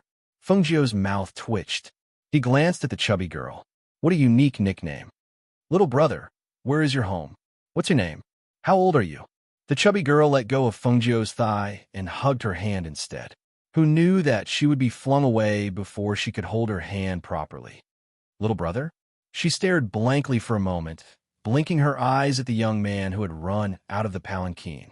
She watched as the young man squeezed into the crowd outside and was about to disappear from her sight. She could not help but flatten her lips, and her eyes filled with tears. Soon after, large teardrops the size of beads fell from her eyes. Sob, Daddy, little big brother ran away. He ran away. Quickly catch him for me. I want little big brother. I want him.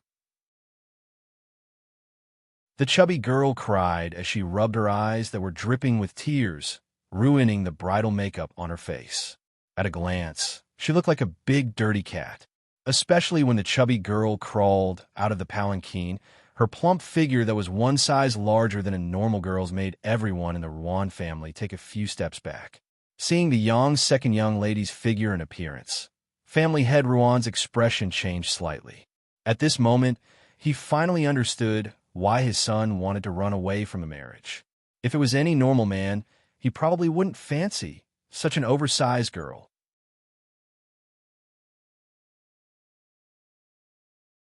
Chapter 1917.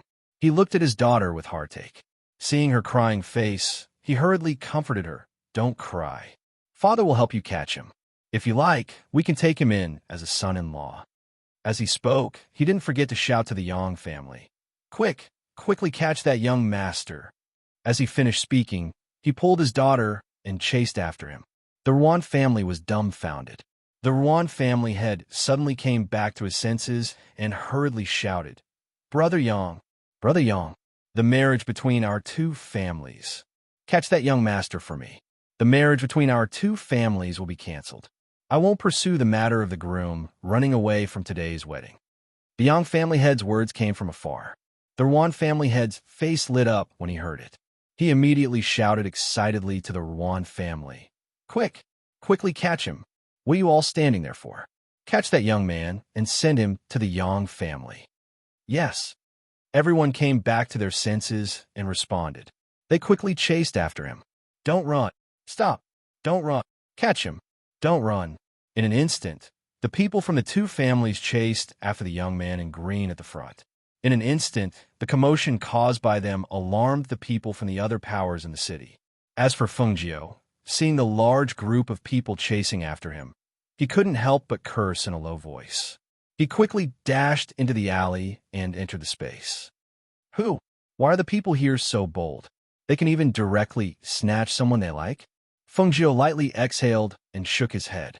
He muttered, It's fine if that girl doesn't know her limits, but how can the people from the two families be so reckless? They're really reckless. In the space, a few contracted bees saw that she was chased into the space and happily surrounded her. Master, especially the little white tiger. In just a few months, it had grown into a tiger's head and was chubby.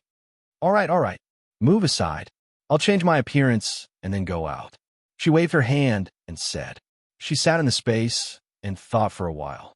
Then she took out a lot of things and prepared to change her appearance. Outside, because the two families were searching everywhere in the city, many people were alarmed. Some of the families sent people out to inquire, but when they heard that it was the Yang family patriarch who spoiled his fat daughter to the point of being out of control, all the patriarchs could only shake their heads and sigh. In the Nayland family head listened to his youngest son talk about what happened in the city. He shook his head and smiled. The Yang family and the Ruan family originally had an engagement, but the Ruan family's son ran away from the marriage. Now, the Yang family's second daughter took a fancy to a young man on the way. They actually caused such a big commotion. As he said this, the Nayland family's head seemed to have thought of something. He looked at his youngest son, frowned, and asked, "Your eldest brother didn't go out these 2 days?" The man wearing embroidered clothes next to him shook his head. "No. Since the day he came back, he's been in the courtyard. He also ordered that no one is to disturb him. Yesterday, little sister wanted to go in and take a look, but she accidentally triggered a mechanism. Fortunately, big brother sent her out, so she's fine." Hearing this, the Nayland family head slightly frowned. "I saw that he didn't look very good when he came back that day. I asked him what happened, but he didn't say. I don't know what happened." Hearing this, the man in embroidered clothes' eyes flashed. "Father, son heard a piece of news, but I don't know if it's true or false." Chapter 1918. The brocade-clothed man, Nayland Zian, paused for a moment. He glanced at his father and said, "I heard that a few days ago, Big Brother was seen coming out of a brothel." As soon as his voice fell, he hurriedly said, "Maybe that person saw wrongly. After all, how could a person like Big Brother go to a brothel?" Hearing this, Nayland family head was startled. "Brothel? How is that possible? Mo-chan would never go to a brothel." Nayland family head waved his hand and said, "Even if he went to a brothel, he probably had something to deal with. Putting aside our Nayland family, just based on his identity as Tianji Elder's disciple, there are many people who want to marry their daughters to our family. Yes, that's why I sent people to investigate. I heard that it was someone who sent him there. At that time, Big Brother was so drunk that he was unconscious." Speaking up to here, his voice gradually became softer. When he thought that his big brother might have been drunk and sent to a brothel, he was full of admiration for that person. His big brother, a banished immortal who didn't touch the mortal world, actually had a day when he fell for someone else's trick. It was really inconceivable. The Nayland clan's master was stunned for a long time. Then, he instinctively asked with a bit of curiosity, "Who has such great ability? How could he get him drunk? And to send him to a brothel? Then he wasn't." Cough. He clenched his fist and coughed lightly. He didn't say anything else. Nayland Zian smiled brightly. "I heard that he was only touched up and down, because that person specifically told me not to." Big Brother woke up when he was halfway through taking off his clothes. Cough, cough. The Nayland family's patriarch couldn't help but reveal a smile. He tried his best to keep a straight face as he said, "It's good that he's fine. I thought that something happened to him in the past 2 days. So it's because of this. All right, tell everyone not to disturb him. Let him have some peace and quiet." "Okay." Nayland Zian smiled. After bowing, he left. On the other side, because the two families were looking for a handsome young man in green clothes, once the news spread, not only did Xinyuan Mos know, but even Lung Hua and Du Fan knew. Almost as soon as they heard the news, they came out to look for her, thinking that no matter what, they would meet her on the street, right? However, they didn't expect that Fengjie would come out again after changing clothes in the space. She was dressed in an inconspicuous gray robe and had a hunched back. Her hair was white and her face was full of wrinkles. She was holding a 1-meter-long bamboo stick in her hand. At first glance, she looked like a very ordinary old woman. In addition, she had one hand behind her back and the other holding a walking stick as she walked slowly. That appearance, that posture, that expression, no one would suspect that she was in disguise. Fengjie narrowed her eyes and walked unhurriedly. She originally wanted to disguise herself casually, but after thinking about it, she disguised herself as an old woman. She believed that even if Lung Hua and the others passed by her, they wouldn't recognize her.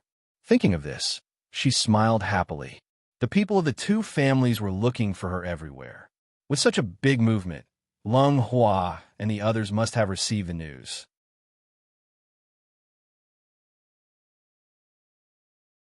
Chapter 1919. She walked on the street with her walking stick. When she saw the hawkers shouting that they were selling sugar-fried chestnuts, she slowly walked up to them. She stared at the chestnuts and smelled the fragrance. She didn't want to leave. "Elder, do you want to eat chestnuts? They're fresh out of the oven, still piping hot, fragrant, and sweet." The hawker shook the chestnuts in the wok while greeting her with a smile. "Give me a portion of sugar-fried chestnuts." While speaking, Fengjiu took out a piece of silver from her sleeve and handed it to the hawker. When the peddler heard the clear voice of a young man and looked at the old woman whose face was full of wrinkles, he couldn't help but be stunned. He stared at her and sized her up as he took out a bag full of chestnuts and handed it over. "Here, these are your chestnuts. Cough." "Many thanks." Fengjiu lightly coughed. Her voice changed and became old and hoarse. After she took the bag of chestnuts, she walked step by step as if she didn't see the dumbfounded gaze of the hawker behind her. She peeled the chestnuts and ate them as she walked. She put the peeled husks back into the bag and looked at some people walking quickly on the street, looking around and asking questions. She couldn't help but narrow her eyes and reveal a smile. This feeling of watching them looking for someone but not being able to find her, why was it so fun? After walking around the street, she was a bit thirsty because of the chestnuts, so she walked to a tea stall at the corner of the street and sat down. "Tea stall owner, give me a cup of tea to drink." She smiled with her eyes squinted and used her old and hoarse voice to wave and shout. "Okay, elder, please sit for a moment. I'll immediately come over and pour some for you." The busy middle-aged man smiled and responded. After helping the customers at the other tables with tea, he came in front of Fengjiu. "Elder, what kind of tea would you like to drink? We have chrysanthemum tea here that can clear heat and detoxify. We also have new tea from the Tea Mountain family, fried tea, and some flower tea. Other than tea, we also have some mung bean soup. Just give me a cup of fried tea." As Fengjiu spoke, he poured the bag of chestnuts onto the table, peeled them, and put them back into the bag. Sitting at the tea stall, they drank tea and ate chestnuts.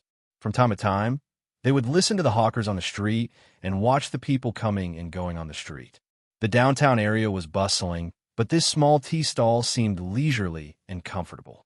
However, at this moment, a surprised voice suddenly sounded. "Little brother." Fengjiu, who was drinking tea, froze when he heard the voice. He turned around instinctively. Then, she saw the fat girl running towards her.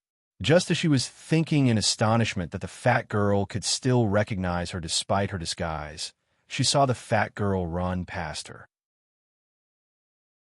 Like a wisp of smoke, the fat girl ran to the tea table in front of her and grabbed the man in green who was talking to his friend at the tea table. "Little brother." The corners of Fengjiu's mouth twitched, and he lowered his gaze. It turned out that he had mistaken her for someone else. She knew it. How could he possibly recognize her? "What little brother? Go away, go away." The man in green was delighted when he turned around, thinking that it was a delicate beauty. Who knew that it was a heavyweight beauty? He couldn't help but show disgust on his face and pushed her away.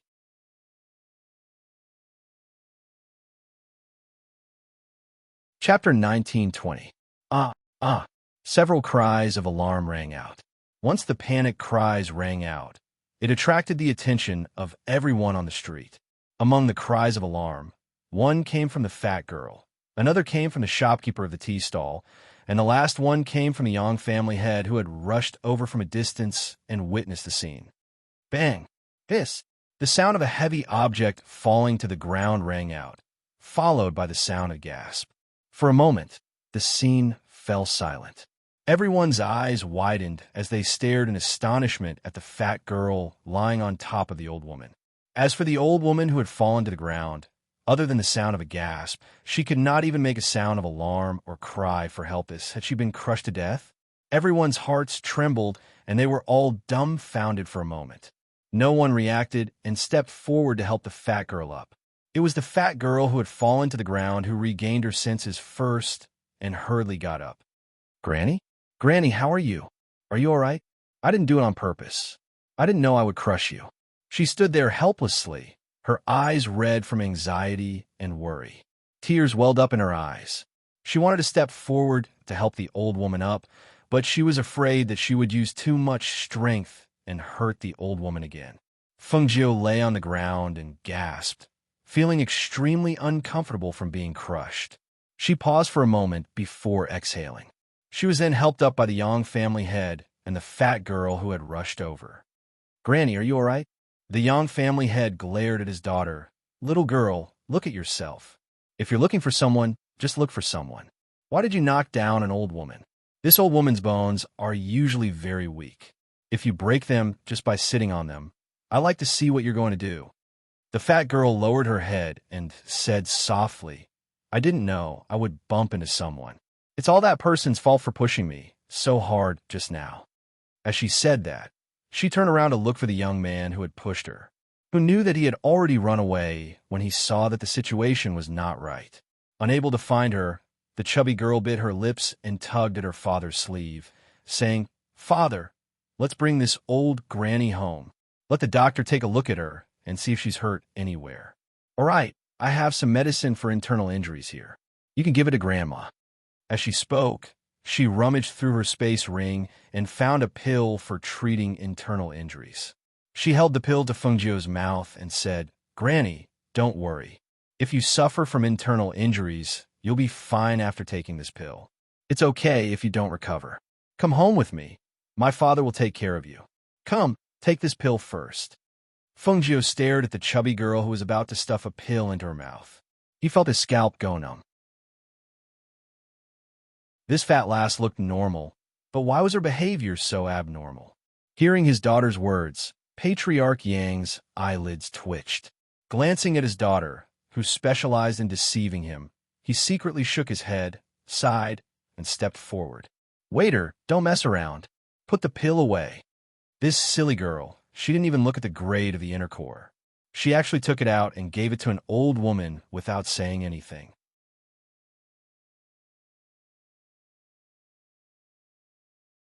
Chapter 1921.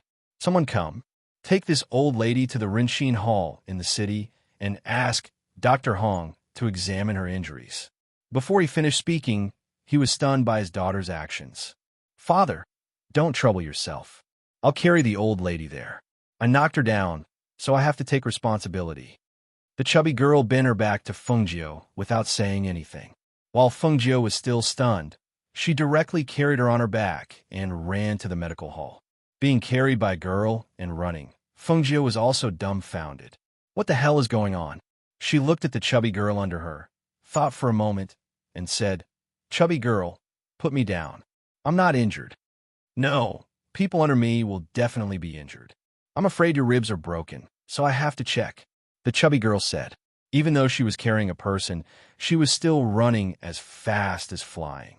Seeing the chubby girl's breathing was steady and her pace was fast as she shuttled through the streets, her eyes flashed, and she carefully sized her up. Seeing that the chubby girl's cultivation was not bad, she could not help but ask curiously, "You're getting married today?" The chubby girl was still wearing her wedding clothes. "That was the marriage arranged by my grandfather. I saw that the boy from the Ruan family was quite good-looking, so I wanted to marry him. Who knew that he would run away? But it doesn't matter. I met an even better-looking little brother earlier, and I'm looking for him. Old lady, have you seen him? He's wearing blue clothes and looks very, very handsome." Fengjiu's mouth twitched. "I haven't seen him. He should be from another place. I don't think he's from our city. If he was from a city, it's impossible that I don't know." As she spoke, she turned into an alley. However, suddenly, her body stiffened and she fell down. Fengjiu jumped down from her back and patted the fat girl who was lying on the ground with her eyes wide open in astonishment. She smiled and said, "Little girl, we'll meet again. Your acupoints will be unlocked soon." As soon as she finished speaking, she turned around and walked out while humming a tune. However, not long after she walked out of the alley and was still looking at some small things on the street, she caught a glimpse of a few rogue cultivators walking toward the alley with their arms around each other's shoulders and laughing. She couldn't help but stop in her tracks and frown slightly. The chubby girl's acupoints should not have been unsealed yet. Those people did not seem like good people. If they entered the alley and saw the chubby girl lying on the ground. Thinking of this, she walked towards the alley. If her unintentional actions had harmed that fat girl, her conscience would not be at ease. At this moment, just as Fengjiu had guessed, the few men who had entered the alley with their arms around each other couldn't help but laugh out loud when they saw the fat girl lying on the ground. Look, there's actually a woman here, and she's even wearing a wedding dress. Do you want us brothers to be the bridegroom again? Ha ha ha. This woman is like the full moon on the 15th of August. Her entire body is round. What's there to see? But the things on her should be worth a lot of money. Just the jade pendant on her waist should be enough for us brothers to eat and drink for a few months.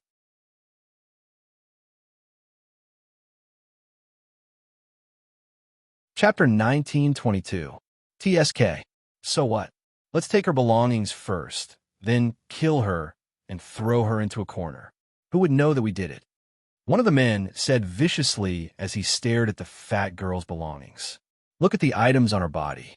They're all treasures. The Yang family head dotes on his daughter the most. She must have a lot of things on her. As he spoke, the man smiled sinisterly and said to the men beside him, Go and keep an eye on the alley. Don't let anyone come in and spoil the fun. What kind of fun can we do in broad daylight? Fengjiu, who was dressed as an old woman, walked in with a walking stick in her hand. Her voice was old and hoarse. When she appeared, the men burst into laughter. I was wondering who it was. So, it's an old woman. Did she send herself to her death? Kill her. One of them ordered the person beside him with a sinister voice filled with viciousness. When the fat girl on the ground saw Fengjiu return, surprise flashed across her eyes. She secretly used her spiritual energy to break through her acupuncture points, hoping that her sealed acupuncture points could be unsealed as soon as possible. Killing all of you would dirty my hands, and I would be busy dealing with the corpses, Fengjiu said as she stood there without moving. Instead, she called out Swallow Cloud. As soon as she said that, a ray of light flashed and Swallow Cloud leaped out of thin air. It pounced on one of the men and bit off his neck. Crack! When a sound of bones breaking rang out, the man let out a blood-curdling scream. The smell of fresh blood filled the air. The bloody scene, coupled with Swallow Cloud's ferocious aura and coercion, scared the men so much that they fell to the ground and wet their pants. Super divine beast. They couldn't run at all. Their faces had turned ghastly pale, and they didn't even have the strength to flee under the powerful pressure. Just as they were about to collapse, Tun Yin pounced forward and bit off their necks. It wasn't long before the entire alley was filled with the dense smell of blood. After the time it takes for a stick of incense to burn, Fengjiu walked a few steps on the busy street and turned back to look. She saw the fat girl's eyes shining and smiling as she followed behind her. She could not help but sigh helplessly and stop in her tracks. How long are you going to follow me? Didn't I tell you? I'm a girl, not a guy. That place was filled with the stench of blood. Coupled with the ferocity of the swallowing cloud, she had originally thought that the chubby girl would be so frightened that she would quickly flee. Who would have thought that the chubby girl would follow closely behind her and even stare at her with a smile? That gaze and that demeanor really made her extremely speechless. I know that, but you haven't told me your name yet, have you? If you leave, where can I find you to play in the future? Yang Xiao quickly stepped forward and asked. Fengjiu looked at her and asked, Where is the Nalen family? The Nalen family? Yang Xiao's eyes darted around. She looked at her and asked, You're from a Nalen family? She then added, I know where it is. I'll take you there. Just as the two of them were heading towards the Nalen family, the atmosphere in the Nalen family was strange. In the main hall of the Nalen family,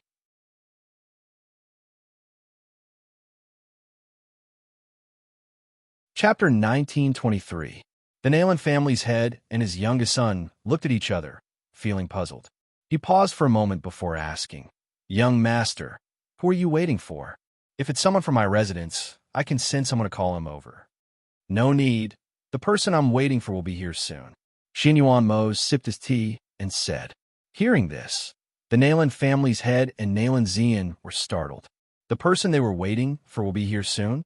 Even though this black-robed man didn't speak much, and his pressure and aura were restrained, they could still see that this person wasn't ordinary. He sat there leisurely sipping his tea, which made them, as the host, seem somewhat restrained and cautious. They couldn't be blamed, but this black-robed man faintly emitted a noble aura. That kind of aura of a superior. Even if they saw it, they wouldn't dare to be presumptuous in front of him. However, did anyone in their family know such a person? If there was, it was probably only the father and son looked at each other, and the same person appeared in their minds. This black-robed man couldn't have come for his eldest son, right? The Nayland family's head pondered for a moment, and felt that this was very likely. Perhaps this black-robed man was Mo Chen's friend? Then he was sitting here and waiting. Could it be that Mo Chen knew he was coming? Would he be here soon? The Nayland family's head gave his youngest son a look, and he saw Nayland Zian quietly leaving the hall and heading towards the backyard. Although Hui Lang, who was standing behind Xinyuan Mo's, was standing respectfully, his eyes were still looking outside the hall from time to time. Did that familiar figure not come? When they received news that the ghost doctor was most likely already in the city, their master brought them to the Nayland family. He said that the ghost doctor might not know where they were staying, so she would definitely come to the Nayland family first. Rather than going outside to look for her, it was better to wait for her to come to the Nayland family.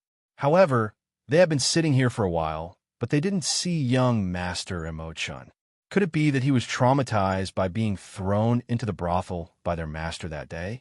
So he didn't dare to come out to meet her? That shouldn't be possible, right? Mo Chun wasn't that kind of person. At this time, Feng Jiao and the fat girl were standing in front of Nayland Manor's door. Looking at the words Nayland Manor, Feng Jiao gestured, "Go, knock on the door." "All right." The chubby girl nodded and quickly stepped forward and knocked on the door. Not long after, an old man came to open the door. When he saw the two people outside, he was startled and asked, "Who are you looking for?" The fat girl was also stunned for a moment. After a while, she turned to look at Feng Jiao and asked, "Who are we looking for?" Feng Jiao narrowed his eyes and said with a smile in an old voice, "I'm looking for Nayland Mo Chun." "You two are." The old man hesitantly looked at the two people in front of him. He was puzzled. Why were there so many guests today? His friend, Feng Jiao, said, "How about this? Please come in and take a seat. The clan head and the others are in the main hall." Once they were inside, the clan head would make a decision. Thus, the old man invited the two people in and had someone quickly report to the clan head. At this time, the Nayland clan head, who was sitting in the main hall and drinking tea and feeling the strange atmosphere, glanced at the black-robed man from time to time. He wondered how long this person was going to sit there. Then, he heard someone quickly come in and report.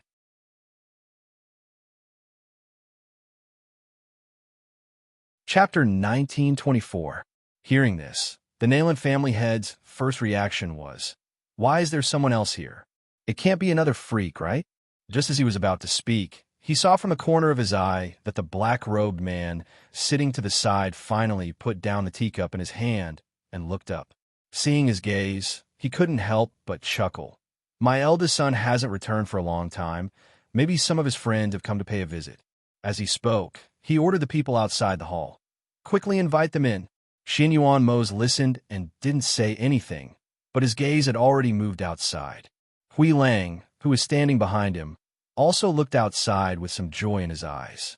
Sure enough, as master guessed, the ghost doctor will definitely come here. Not long after, when they saw two figures leisurely walk in from outside, Hui Lang was a little dumbfounded. He stared at the two figures left and right, guessing, could it be that one of them is the ghost doctor? When an Nayland family head saw that it was the Yang family head's most beloved second daughter who came in, and an old woman with a walking stick in her hand, he was also a little stunned. He had seen the Yang family's second daughter before, but what was up with that old woman? Moreover, didn't they say that the Yang family's eldest daughter was searching the streets for a green-robed youth? Why did she come to his house? At this moment, Xinyuan Mo's, who was sitting, looked at the two people who came in, then stood up and walked over, step by step, to the old woman. When Fengjiu saw him here, other than being surprised, she was also pleasantly surprised. Just as she was wondering if he would be able to recognize her in her current state, she saw that he had already walked in front of her with large strides. Thus, she raised her head slightly, revealing a smile. Her eyes narrowed as she smiled, and said in an old and hoarse voice, "Young man, you're really handsome." Hearing this, Xianyuan Mo's deep black eyes flashed with a smile, and a touch of gentleness appeared on his stern face. He looked at the person in front of him, and said in a low and magnetic voice, "Then did he catch your eye? If he caught my eye, can I bring him home?" She asked with a smile. Hearing this, and seeing the two looking at each other, the fat girl and the Nayland family head were a little dumbfounded. What the hell was this? Why couldn't they understand what they were seeing and hearing? Could it be that these two people knew each other? The black-robed man sat and didn't speak before. Why did he run to the old woman now? Was there something special about this old woman? As he was thinking, he saw the black robe to touch her face, Tuz's face, but his actions and expressions, he had a layer of goosebumps. SSSSSSSS. Xianyuan Mo's gently caressed Feng Jiu's aged face. So this is what Jiu looks like when she gets old. Feng Jiu narrowed her eyes and said, "What do you think? Scared?" "How could that be?" As he spoke, he reached out to hold her hand and said, "I've been waiting for you here for a long time. Since you're back, let's go back." Feng Jiu smiled and narrowed his eyes. "All right. Do you know where Leng Hua and the others are?" "I know." "Well, then you have to tell him Chun, lest he keeps worrying. Just leave a message." Xianyuan Mo said, his voice paused, and a smile flashed through his eyes. "Also, I don't think he wants to see anyone recently."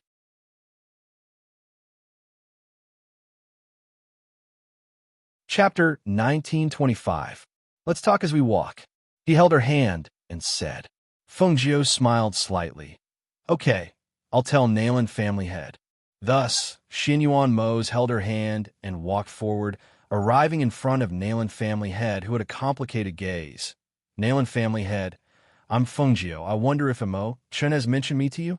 Hearing this, Nayland family head was stunned for a moment, then quickly reacted. This clear voice didn't sound old at all. So this old woman was Feng Jiu, the ghost doctor in disguise? Thinking of this, he looked up and down again and couldn't help but sigh. This disguise technique was so exquisite. Even if he didn't say anything, he wouldn't have been able to tell that it was a disguise. "So you're the ghost doctor. Sorry for the disrespect." He hurriedly cupped his hands in greeting and said, "My eldest son has instructed me to treat you as a guest of honor if you come. Please take a seat. My youngest son has already gone to call his eldest brother. He should be here soon." Before Feng Jiu could speak, Xianyuan Mo had already said, "No, we're going back." Nayland family head was stunned for a moment. His gaze couldn't help but look at Feng Jiu, then at the black-robed man.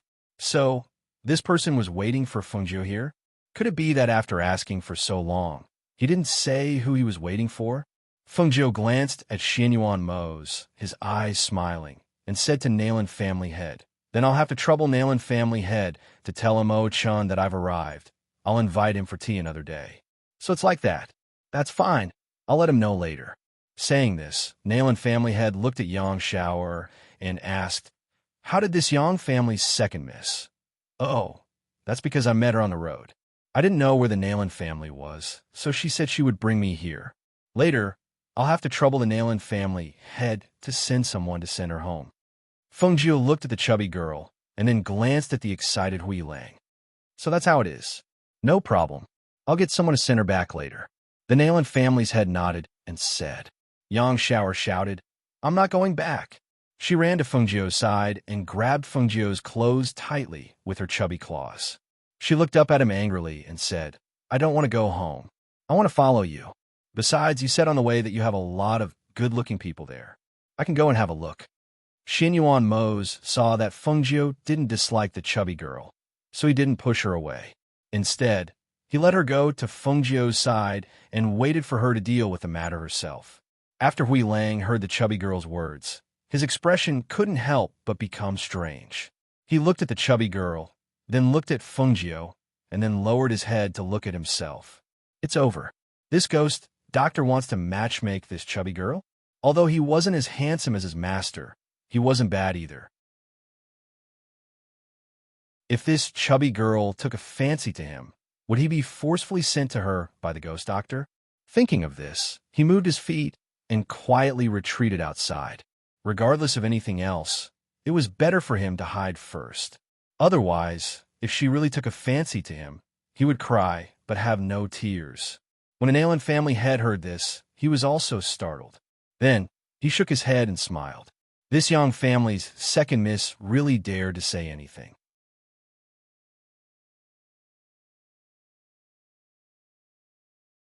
Chapter 1926. Really? That's great. The fat girl excitedly hugged Fengjiu's arm and cheered. Xinyuan Mo's eyebrows jumped, and he glanced at her with a dark expression.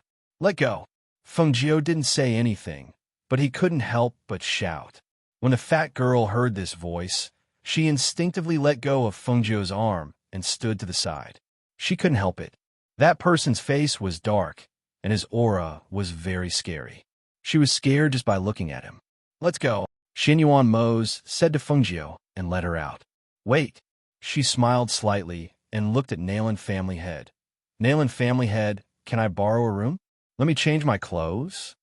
She went out with this appearance. Even if she didn't care, she couldn't ignore Moses' face. Of course. Nalan family head smiled and called the people outside to take Fengjiu to the guest room.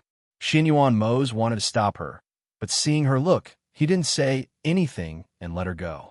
When Fengjiu appeared in front of everyone in a simple but dazzling red dress, Xinyuan Mo and Hui Lang, who were used to her appearance, quietly admired her.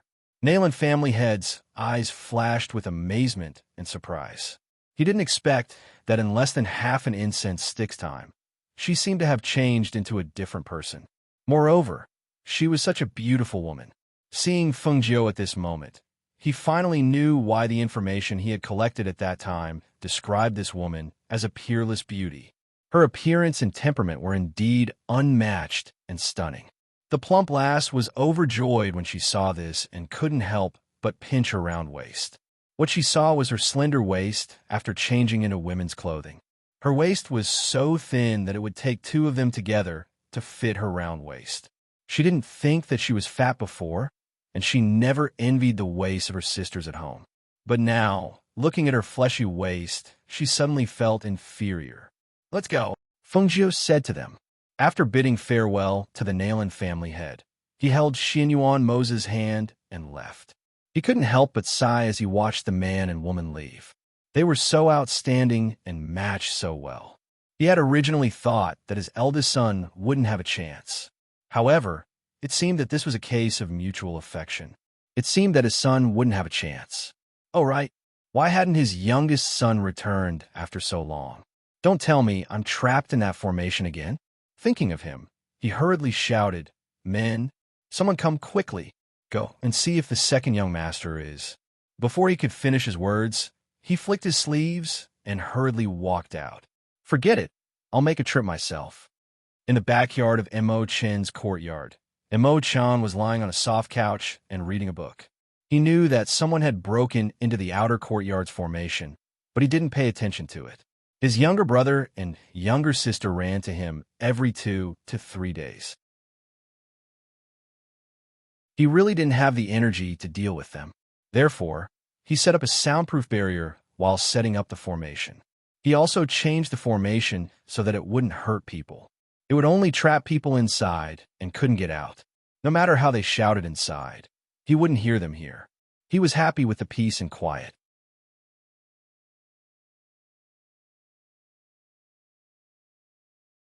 Chapter 1927. Fengjiu, who had just left the Nalan residence, suddenly stopped and turned around to look at the chubby girl behind her. Shower, if you follow me back, won't your father be anxious to find you? It's okay. I'm sure I'll meet my family members on the way. I'll let them go back and inform them. She smiled with a pair of crescent moon-like eyes as she looked around the street. Seeing this, Fengjiu sighed softly and said to Hui Lang behind him, You go and tell the Nalan residents to pass a message to the Yang residents. Yes. Huilang responded and quickly walked back. Master. Several voices filled with surprise sounded. Fengjiu looked forward and saw Du Fan, Lung Shuang, and the others quickly walking over. Seeing them, she smiled and said, "It's you guys." Master, we heard that you've arrived. We looked around the street, but couldn't find you, so we came to the Nailin residence. You really are here, Du Fan said and bowed to Xin Yuanmo's. "Yeah, my lord." Xin Yuanmo's nodded slightly and said to Fengjiu, "Let's go back first." Yes, master, let's go back first." Okay. Fengjiu responded with a smile and walked forward with them. The chubby girl behind her curiously looked at the three people. She saw that one of them was wearing a crescent moon-like robe and holding a fan in his hand. His appearance was not bad, but if we were to talk about handsomeness, the young man next to him was more handsome. The young man was wearing a simple white robe with a jade pendant tied to his waist. His whole body was simple, but he gave off a very gentle and comfortable feeling. Moreover, he was very good-looking. She smiled and stared at the good-looking and gentle young man. The young man seemed to be aware that she was looking at him and turned around to look at her, revealing a smile to her. Suddenly, she felt her heart beat wildly and her cheeks became hot. She lowered her head in embarrassment, but couldn't help but sneak a glance from the corner of her eyes. Lung Shuang, who was wearing a black robe, glanced at the chubby girl behind him, and his eyes moved slightly. Wasn't this the second young miss of the Yang residence? Master, we bought a large residence in the western part of the city. The courtyard inside is quite big. Now that everyone is settled down there, we haven't been idle during this period of time. Other than cultivating, we have also been spreading our influence. Du Fan said to Fengjiu while pointing in front of them, "We're almost there. After walking through the main street, we'll be there. That area isn't the center of the city, and it's quite quiet. It's also a more expensive area, so there aren't many idle people walking around. Did you choose this place yourselves? Or did Mo Chen help you choose it?" She looked at them and asked. "Yes, we chose it ourselves." Lung Hua said gently, "Our Nailin residence has been here for a few days, so we've been walking around and asking around. In the end, we saw that this residence was not bad and bought it." Fengjiu nodded and looked at Xin Yuan Mo's. "What about you? Are you also here?" Xin Yuan Mo's glanced at her, then slowly spoke in a deep and magnetic voice. "I bought the house next to yours and got them to open the door." "Oh, you bought it with money?" She raised her eyebrows. She didn't think that there would be two empty residences in this area.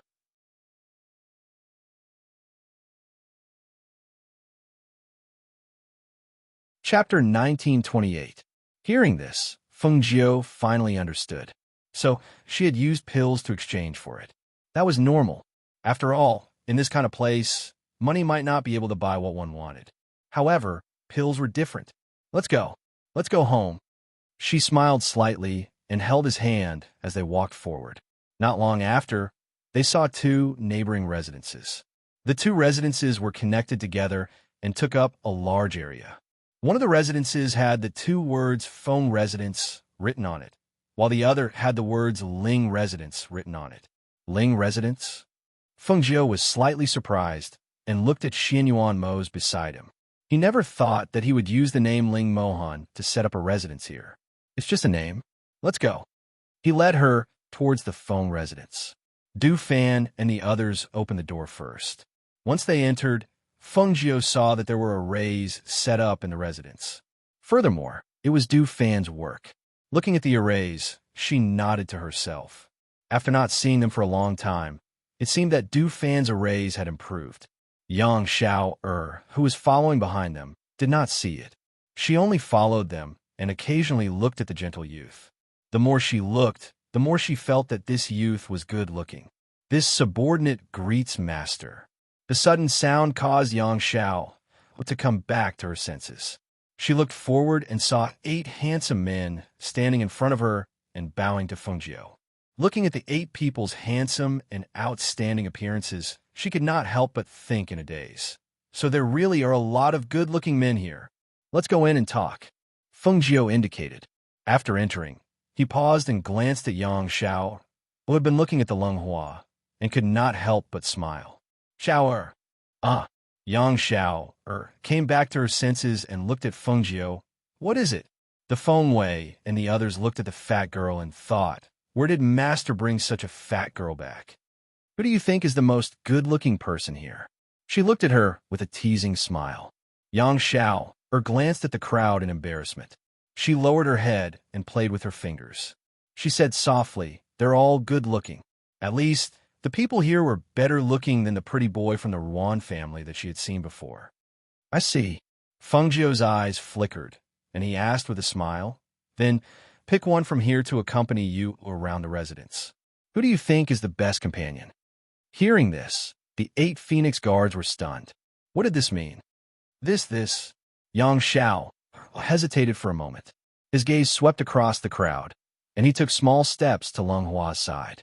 Leng Hua's face still had a gentle expression, but a trace of surprise flashed in his eyes. He then smiled and said, That's good. Master, I'll show Miss Yang around the house and have the kitchen prepare some food. As he spoke, he said to Yang Xiao, Miss Yang, this way, please. Yang Xiao was happy and a little shy. She said softly, You can call me Xiao. There's no need to call me Miss Yang. It's too formal. When the people behind heard this, their expressions became strange, especially the 8 Phoenix guards. They looked at Leng Hua and Yang Xiao with strange expressions. They could even faintly hear the two of them talking. Is that so? All right then. Miss Xiao, are you hungry? Why don't I take you to the kitchen to get some snacks first, and then we'll walk around the garden.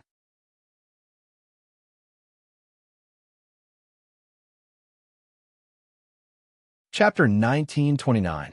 Feng Wei and the others told Feng Jiu about their operation here. After reporting everything, they asked, Master, was it you who brought people to destroy the headquarters of the Dark Knight Temple? That's right. Feng Jiu smiled and nodded. After I helped Murong Yishuan's master treat, I left the Huaxian sect and snuck into their training base. The people of the Dark Knight Temple used drugs to control those who were captured and wanted to train them into spies to infiltrate the 4 great immortal sects. I beat them at their own game and helped train those people to increase their strength.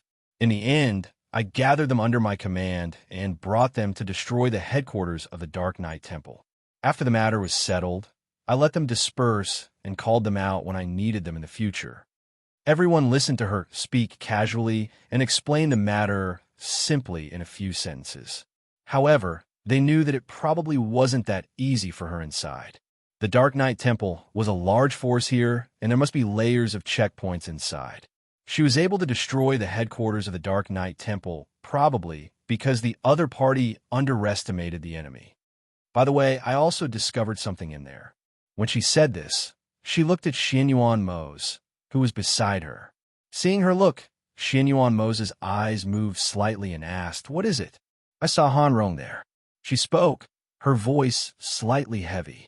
However, he is now a subordinate of the Demon Lord.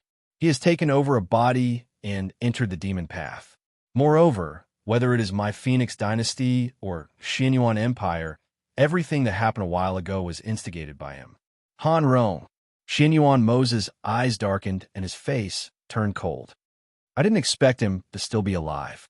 He should have disregarded their old friendship and killed him with one strike. I don't know how he found a spirit stone mine, but he used it as a price to ask the Temple of Darkness to help him. Unfortunately, I didn't have the chance to kill him when he was inside. A murderous look flashed across her eyes, and her voice became cold. Master, don't worry. As long as we know who did it, we will definitely be able to find him. Feng Wei and the others said. Feng Jiu nodded and said, I'll draw his current appearance later. When the time comes, tell your subordinates to pay more attention.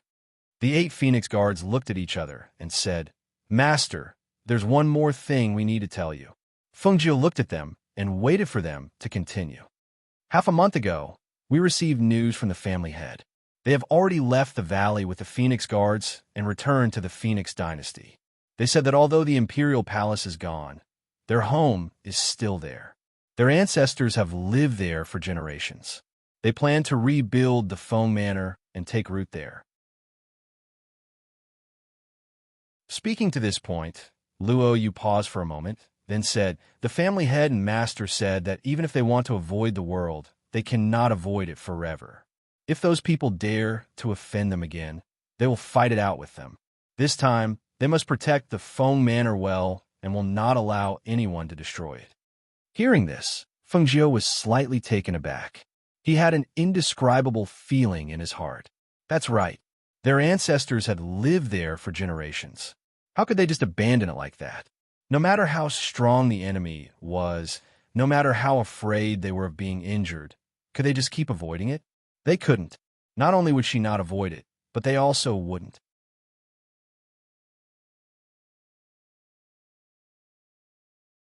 Chapter 1930. With their current abilities and the destruction of dynasty, it was believed that they would become even more powerful. It was important for a person to be strong, but the strength of their heart was also an important factor. As long as they had the heart and the homeland they wanted to protect, they would gradually become so strong that their enemies would fear them. I've already sent people to keep an eye on the Devil Hall and the Temple of Darkness. They shouldn't make a move against them for the time being. Xianyuan Mose said as he looked at Feng Jiu, "You've been quiet for a while. In the following time, it's best to stabilize your footing here as soon as possible and push the name of the ghost doctor to the peak." His voice paused for a moment before he continued. "Although we cultivators don't have as short a lifespan as mortals, many cultivators are more afraid of death than mortals. They are more worried that they won't live long. Whether it is your medical skills, your cultivation in alchemy, or your talent in alchemy, as long as you use them well, you can naturally reach heights that others can't reach." Hearing this, Feng Jiu's eyes flashed, and he said, "Since that's the case, let's do our old business." Hearing her words, the corners of Xianyuan Mose's lips curled up slightly, and he didn't say anything else. Feng Wei, Du Fan, and the others were thinking, old business? What's Master's old business? Medical skills? Or pills? Or medicine? Let's stop here for today. We'll talk about the rest in 2 days. Feng Jiu said as he held Xianyuan Mose's hand, "Let's take a walk in the backyard and see if the dishes are ready in the kitchen." When the others saw this, they grinned and didn't follow. However, just as Xianyuan Mose followed Feng Jiu with a smile in his eyes, she suddenly stopped in her tracks. "Du Fan." Feng Jiu turned around and called out, "Master." Du Fan stepped forward and smiled. "There's no need to count us in on the drinking. You and the Yama Lord can have a good gathering." Hearing this, Feng Jiu chuckled. "Of course. I know that even without you saying it." As he spoke, he took out the ancient formation book from the space and handed it to him. "This is an ancient formation book I obtained outside. Study it well." Du Fan took the ancient book on array formations and flipped it open with some surprise. He happily expressed his thanks. "Thank you, Master." "Master, if Du Fan has a gift, then do we have one?" Luo Yu grinned as he stepped forward and asked. The other Phoenix guards stood at the side and watched with smiles on their faces. "Of course I do." Feng Jiu smiled and said, "These are all treasures that I obtained outside. I'll bring them to you tomorrow." "Thank you, Master." Everyone thanked him happily. Feng Jiu shook his head and walked out with Xianyuan Mose. In the large house, all they could see was exquisite scenery. The two of them walked slowly with their fingers interlocked. After walking for a while, the two of them didn't say anything. They just quietly enjoyed this moment of peace. "Do you like it here?"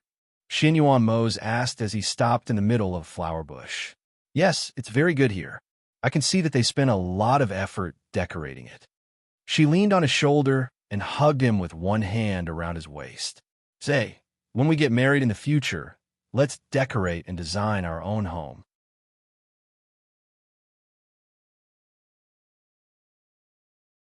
Chapter 1931. Feng Jiu's eyes flickered. "Definitely not now. I haven't gained a firm foothold here, and my father and the others have just returned to the Phoenix dynasty. How about this? Once they've restarted everything and built their home, we'll talk about marriage." "That works too." As the two of them spoke, they could vaguely hear voices coming their way. They exchanged glances, then looked in the direction of the voices. They saw the chubby girl walking towards them with Leng Hua. "Big brother Leng Hua, then can I still come and find you in the future?"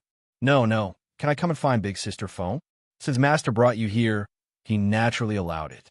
You can come over if you have time in the future. Lung Hua said gently. He looked ahead and said, but sometimes we're a little busy here. I'm afraid there will be places where we won't be able to greet you. It's fine. I'll treat this place as my own home. You don't have to greet me. If you're busy, I can even help. Yang Xiao hurriedly said. Lung Hua smiled when he heard this. He looked ahead and said, Master and the others are in front. Yang Xiao looked ahead and saw two people standing not too far away, looking at her. She immediately ran over, but as she ran, the ground began to emit heavy, thumping sounds. Big Sister Feng. She walked around with Lung Hua. Not only did she familiarize herself with the house, she also found out that his name was Fengjiu. How is it? Did you have fun here? Fengjiu asked with a smile. Her gaze landed on Yang Xiao's rosy, round face. Yes. She nodded heavily and said happily, Big brother Lung Hua treats me very well. He brought me to the kitchen to get some pastries and some things I haven't eaten before. He even brought me around. Big Sister Feng, can I really come back to play in the future? I really like it here. Of course. This is my house. You live in this city too. If you want to play in the future, you can come over. Fengjiu said with a smile. Although I sent someone to inform your father, you still have to go home today. You can't stay here for too long, otherwise your family will be worried. Okay, she answered straightforwardly. Then I'll go back now and come back tomorrow morning. Hearing this, Fengjiu's mouth twitched. In the end, he could only smile helplessly and look at Lung Hua. Let her stay for dinner tonight. After dinner, send her back. Yes, Lung Hua replied warmly, then said to Yang Xiao, Miss Xiao, let's go to the front. I'll introduce you to the others. Introduce me to other people? Okay. She nodded happily and said to Fengjiu, Sister Feng, we'll go to the front. See you at dinner tonight. Lung Hua nodded at Fengjiu and Xinyuan Mose, then led her to the front. Seeing the two of them leave, Fengjiu smiled. This little girl is interesting, isn't she? I don't think so, Xinyuan Mose said indifferently, not even looking in her direction. In his eyes, no one could attract his attention more than she, who was by his side.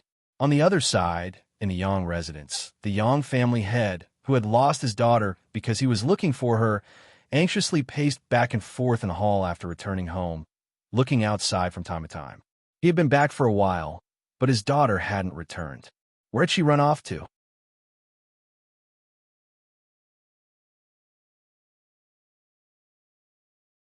Chapter 1932. Patriarch Yang, who was walking in the hall, was stunned for a moment. Someone from the Nayland family came. Let him in. He shouted outside. Not long after, he saw a servant quickly walk in from outside. Greetings, Patriarch Yang. You are from the Nayland family? Patriarch Yang looked up and down. His family and the Nayland family usually didn't have any friendship. Why did someone from the Nayland family come to their door? The servant took off the token from his waist and handed it forward. Patriarch Yang, I am the servant of the front yard. I was ordered to come here to pass on a few words. Patriarch Yang confirmed that the token was correct and handed it back. He asked doubtfully, what words? It's like this. The second miss of your house left with a guest of our house.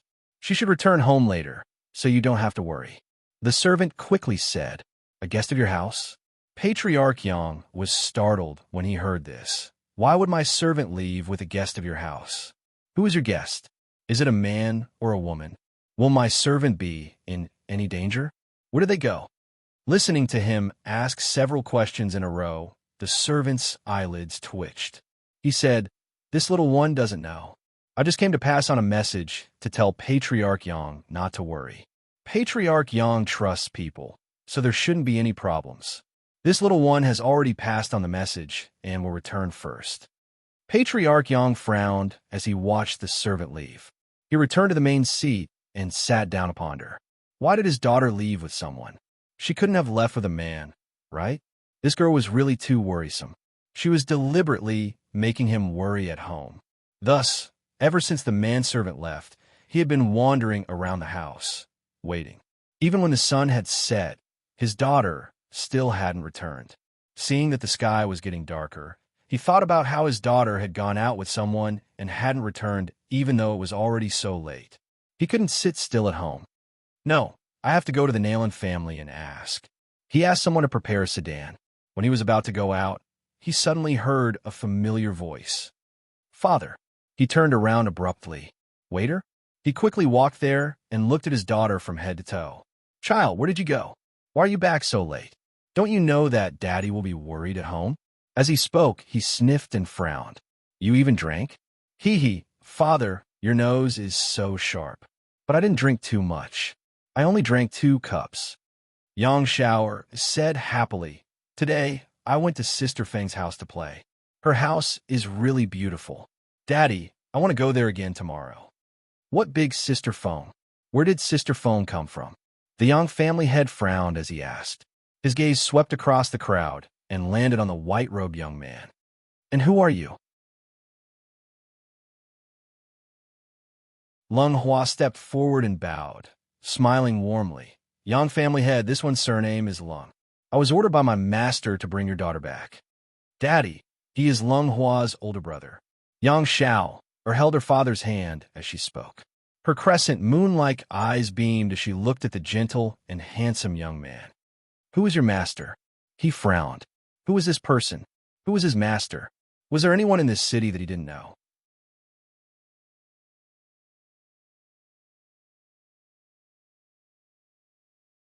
Chapter 1933. Seeing the young man leave, Master Yang took his daughter home and asked carefully. On the other side, in Nayland's house, Nayland and Mo Chun sat in the courtyard drinking tea, thinking about the news he heard before. Feng Jiu came to his house, but he didn't know at that time and didn't care about the trap people, so he missed the opportunity to see her. He held the teacup in his hand and gently played with it while looking at the dark sky. He looked at the crescent moon peeking out from behind the clouds and thought of something. He smiled slightly, put down the teacup, stood up, brushed his robe gently, and stepped out. After taking a bath, Feng Jiu took out a set of white pajamas from the space and put it on.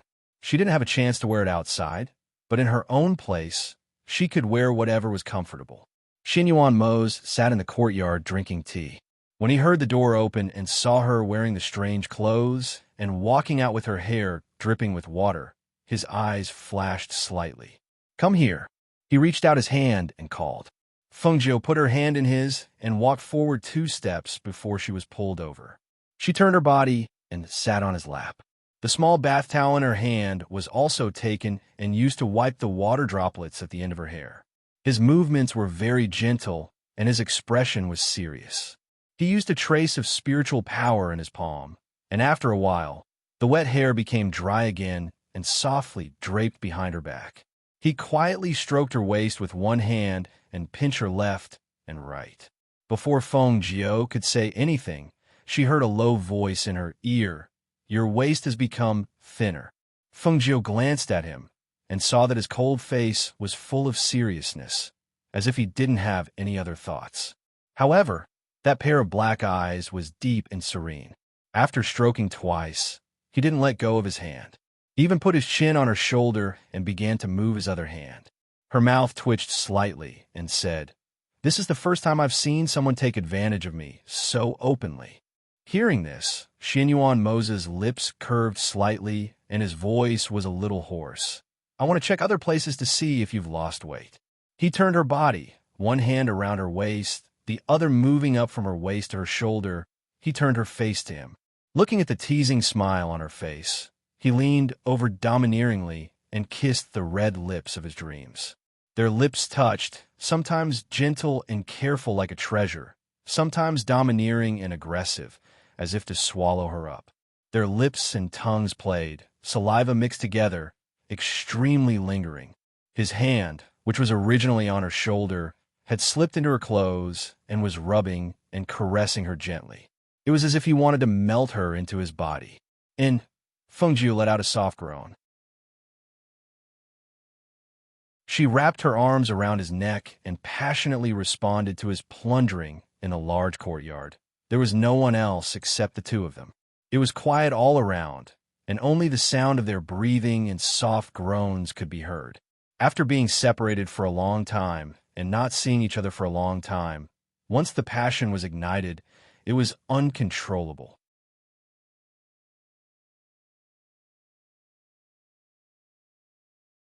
Chapter 1934. At this moment, her cheeks were flushed with an enchanting blush. Her beautiful eyes were blurred due to her arousal, and her delicate lips were slightly red and swollen from the passionate kiss. Her red lips were slightly parted, and her breath smelled like orchids. Her posture, her expression, it was as if she was inviting him to have a taste. Looking at her, he couldn't help but lean down again and kiss those slightly parted red lips, sitting on Xianyuan Mose's lap. Fengjiu felt a familiar heat when she moved her body slightly. Sitting on his lap, she shifted her body uncomfortably. Who knew that when she moved, she would hear a muffled groan from him? Xianyuan Mose's body stiffened. With a muffled groan, he held her waist with both hands. His originally low and magnetic voice sounded even more hoarse at this moment. Don't move. Hearing his words, Fengjiu also stiffened. She glared at him unhappily. I'm not sitting comfortably. It was clearly a glare, but in that moment, in Xianyuan Mose's eyes, her glare was coquettish with a hint of annoyance. That kind of coquettish annoyance made his breathing uncontrollably become a little rough. Let's go back to the room. He hugged her, and just as he was about to carry her back to the room to continue, he heard an untimely cough. Cough, cough. When they heard the cough, the two people sitting at the table stiffened at the same time. They were startled for a moment and looked in the direction of the cough at the same time. Unknowingly, a white figure was already sitting on top of the wall of their courtyard. That white figure was at the corner of the wall, which happened to be covered by a tree. It was unknown how long that white figure had been there silently watching for. As for that white figure, it was none other than Nalamachan. Sorry, I'm not disturbing you, am I? Emo-chan sat on the wall and didn't go down. He just asked gently. His immortal-like handsome face carried a gentle and refined smile. His deep, bottomless eyes were looking at the two people at the table. Xianyuan Mose's expression darkened, and his face instantly darkened. He was certain that he had done it on purpose. Seeing that it was him, Fengjiu's face showed a trace of embarrassment. He didn't expect to be caught red-handed when he finally got intimate. How long had he been sitting there? And for how long? The two of them didn't even notice that he had come. They were really too careless. Thinking about how he had seen the passionate scene between the two of them just now, her already flushed cheeks became even redder, and there was a trace of embarrassment on her face. It wasn't a big deal to be caught being intimate with someone, but it wouldn't be good if the extent of their intimacy was too big and was seen by others. Emo-chan, who was dressed in white and looked like a banished immortal, sat on top of the wall. He looked at the two people sitting at the table and took in their expressions. His gaze swept past Xianyuan Mose's darkened face and landed on Fengjiu, who was in his arms. Her cheeks were flushed, and her entire body was emitting a charming and shy aura. His eyes flashed slightly. He had never seen her like this before. She was even more charming and enchanting than usual. Even he, whose heart was as still as water, couldn't take his eyes off her.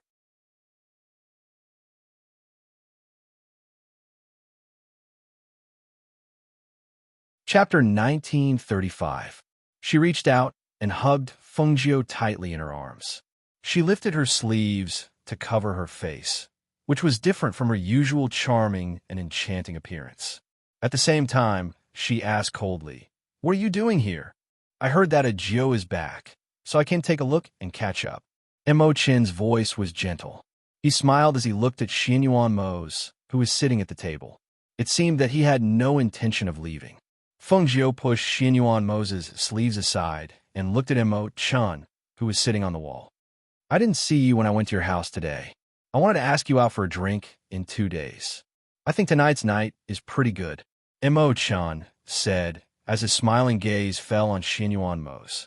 Hearing this and thinking about what they had just done, Fengjiu coughed uncomfortably and said, "Let's forget about tonight. I'll treat you to a drink in 2 days." "Drink?" Emo-chan glanced at Fengjiu and sighed softly. He shook his head inwardly. "When you mentioned drinking, I remembered that I was plotted against a few days ago. These words aroused Fengjiu's curiosity. Plotted against? With his strength, who could easily plot against him? And what did this have to do with drinking? Could it be that he had been drugged? It's a long story. It's still early, so I'll tell you slowly. Hearing this, Xianyuan Mo's and Fengjiu's lips twitched. Was he going to tell a story here? Xianyuan Mo's glanced at him and said coldly, "Are you leaving on your own? Or should I ask someone to send you off?" Mo Chen smiled and ignored Xianyuan Mo's. Instead, he looked at Fengjiu and said, "Jiu, tonight's night is quite beautiful. Do you want to go up the wall and take a look?" Seeing this, Xianyuan Mo's emitted a cold aura like an ice blade. Just as he was about to speak, Fengjiu gently patted his shoulder to calm him down. Xianyuan Mo's snorted coldly and retracted his aura. "Mo-chun, are you trying to disturb us?" Fengjiu asked with a smile. He remained in Xianyuan Mo's arms and did not get up. Mo-chun smiled. "Why would I?" His voice only paused for a moment as he looked at the two of them with an indescribable light in his eyes. He said meaningfully, "Actually, even if I didn't come, the two of you wouldn't have achieved anything good." Hearing this, the two of them frowned. Xianyuan Mo's glanced at him but did not speak. Fengjiu asked, "What do you mean?" "It's not time yet," he said gently. Seeing her confusion, he explained with a smile, "It's true that you are the Phoenix Star, and Xianyuan is the Emperor's Star. However, it's not that easy to combine the two of you." "Why is that? There shouldn't be any difference, right? Is there a difference?" She did not understand and was deep in thought. Even Xianyuan Mo's furrowed his brows. In his mind, he thought that every time they were about to do something good, it would always be interrupted. Not only that, even the marriage was delayed again and again, as if there was something obstructing it. Heaven's secrets cannot be revealed. He smiled and did not speak. Instead, he looked at the two of them and sighed. "Since I'm not very popular, I'll go back first. I'll wait for you to treat me to a drink." You're tuning in to the Warrior Lore YouTube channel. Don't forget to subscribe and join us on this journey to catch the most captivating stories.